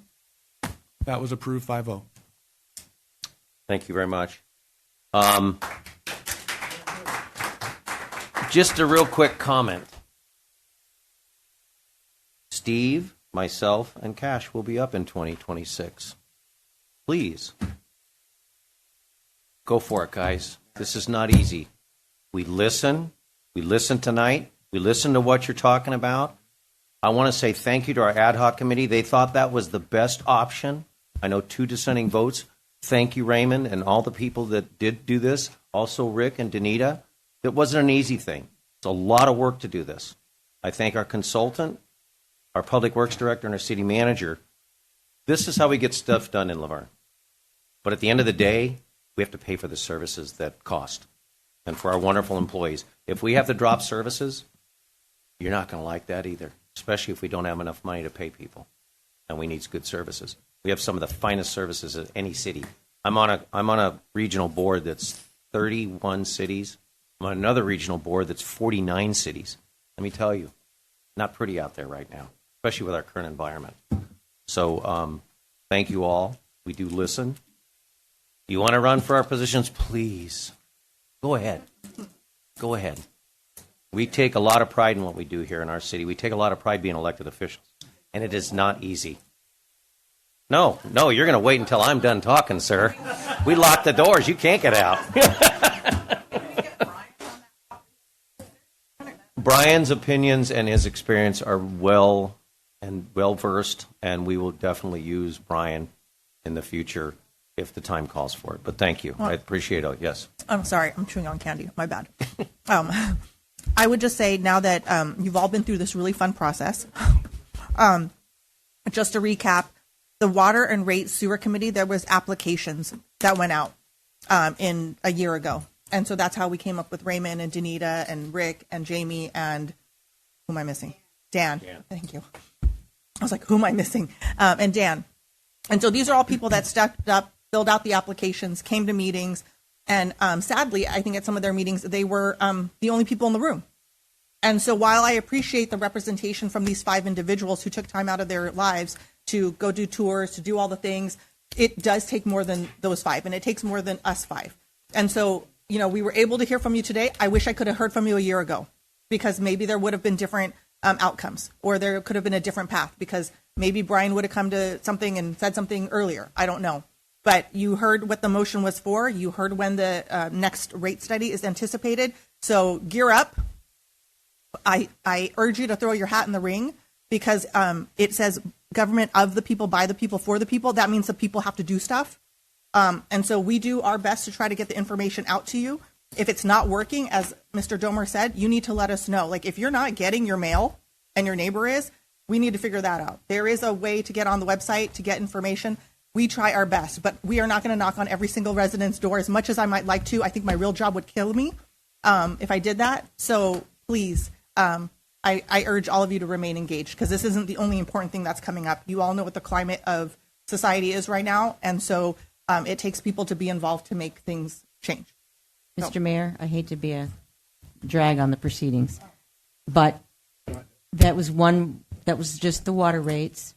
We need you to move the resolution and take all the other actions that are recommended on the agenda. So if there's no change to the recommendation for the sewer rates, you can simply move the resolution with the modified water rates as proposed, and whatever. As you stated, we were going to do that, and I'm going to take a motion for that. Second. Vote, please.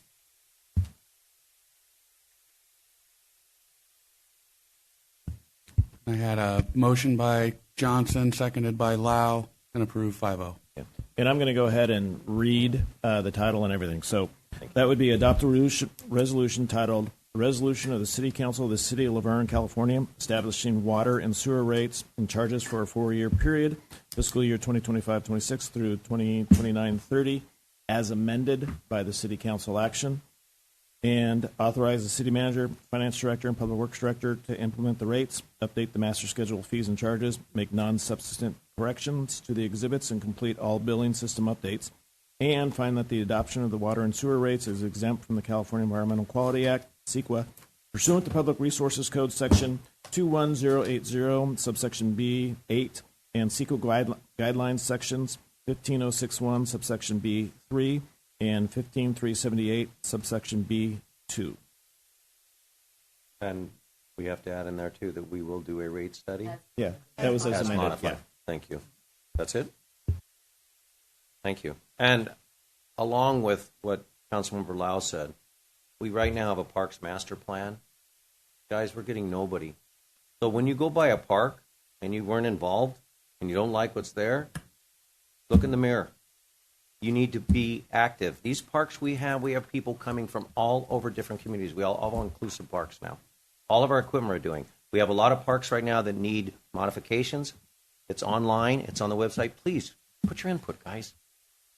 Please. We get 15 or 20 people. It's like we got 32,000 people in this community. And guess what? All those new kids that are moving in, they're going to the parks. They're coming from Claremont. They're coming from Glendora, because we take nice care of our stuff. And we also put in great parks.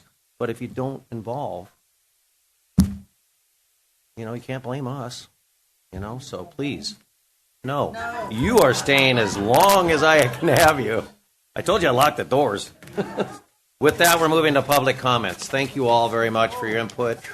We shall move forward. We're going to open up public comment. Anybody wish to speak on public comment? Elizabeth. Where's Elizabeth? Oh. Okay. Mr. Bowen. Thank you.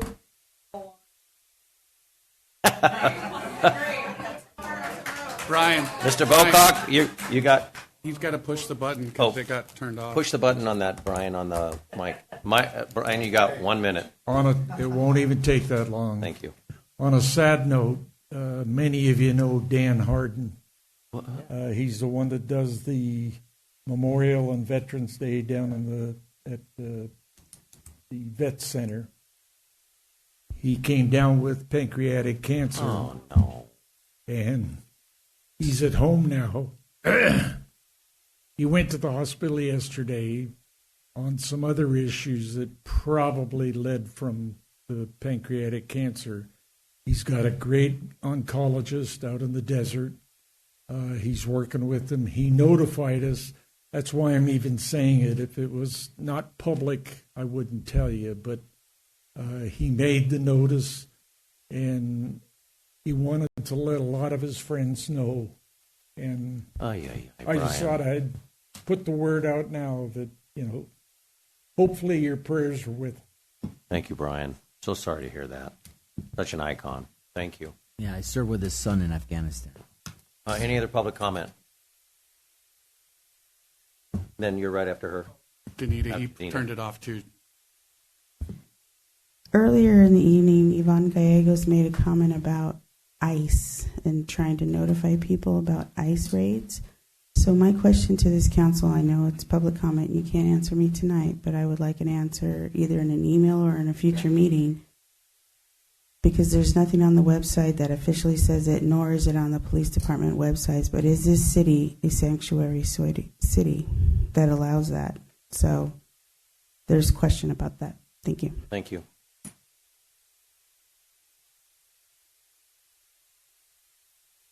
You got a minute.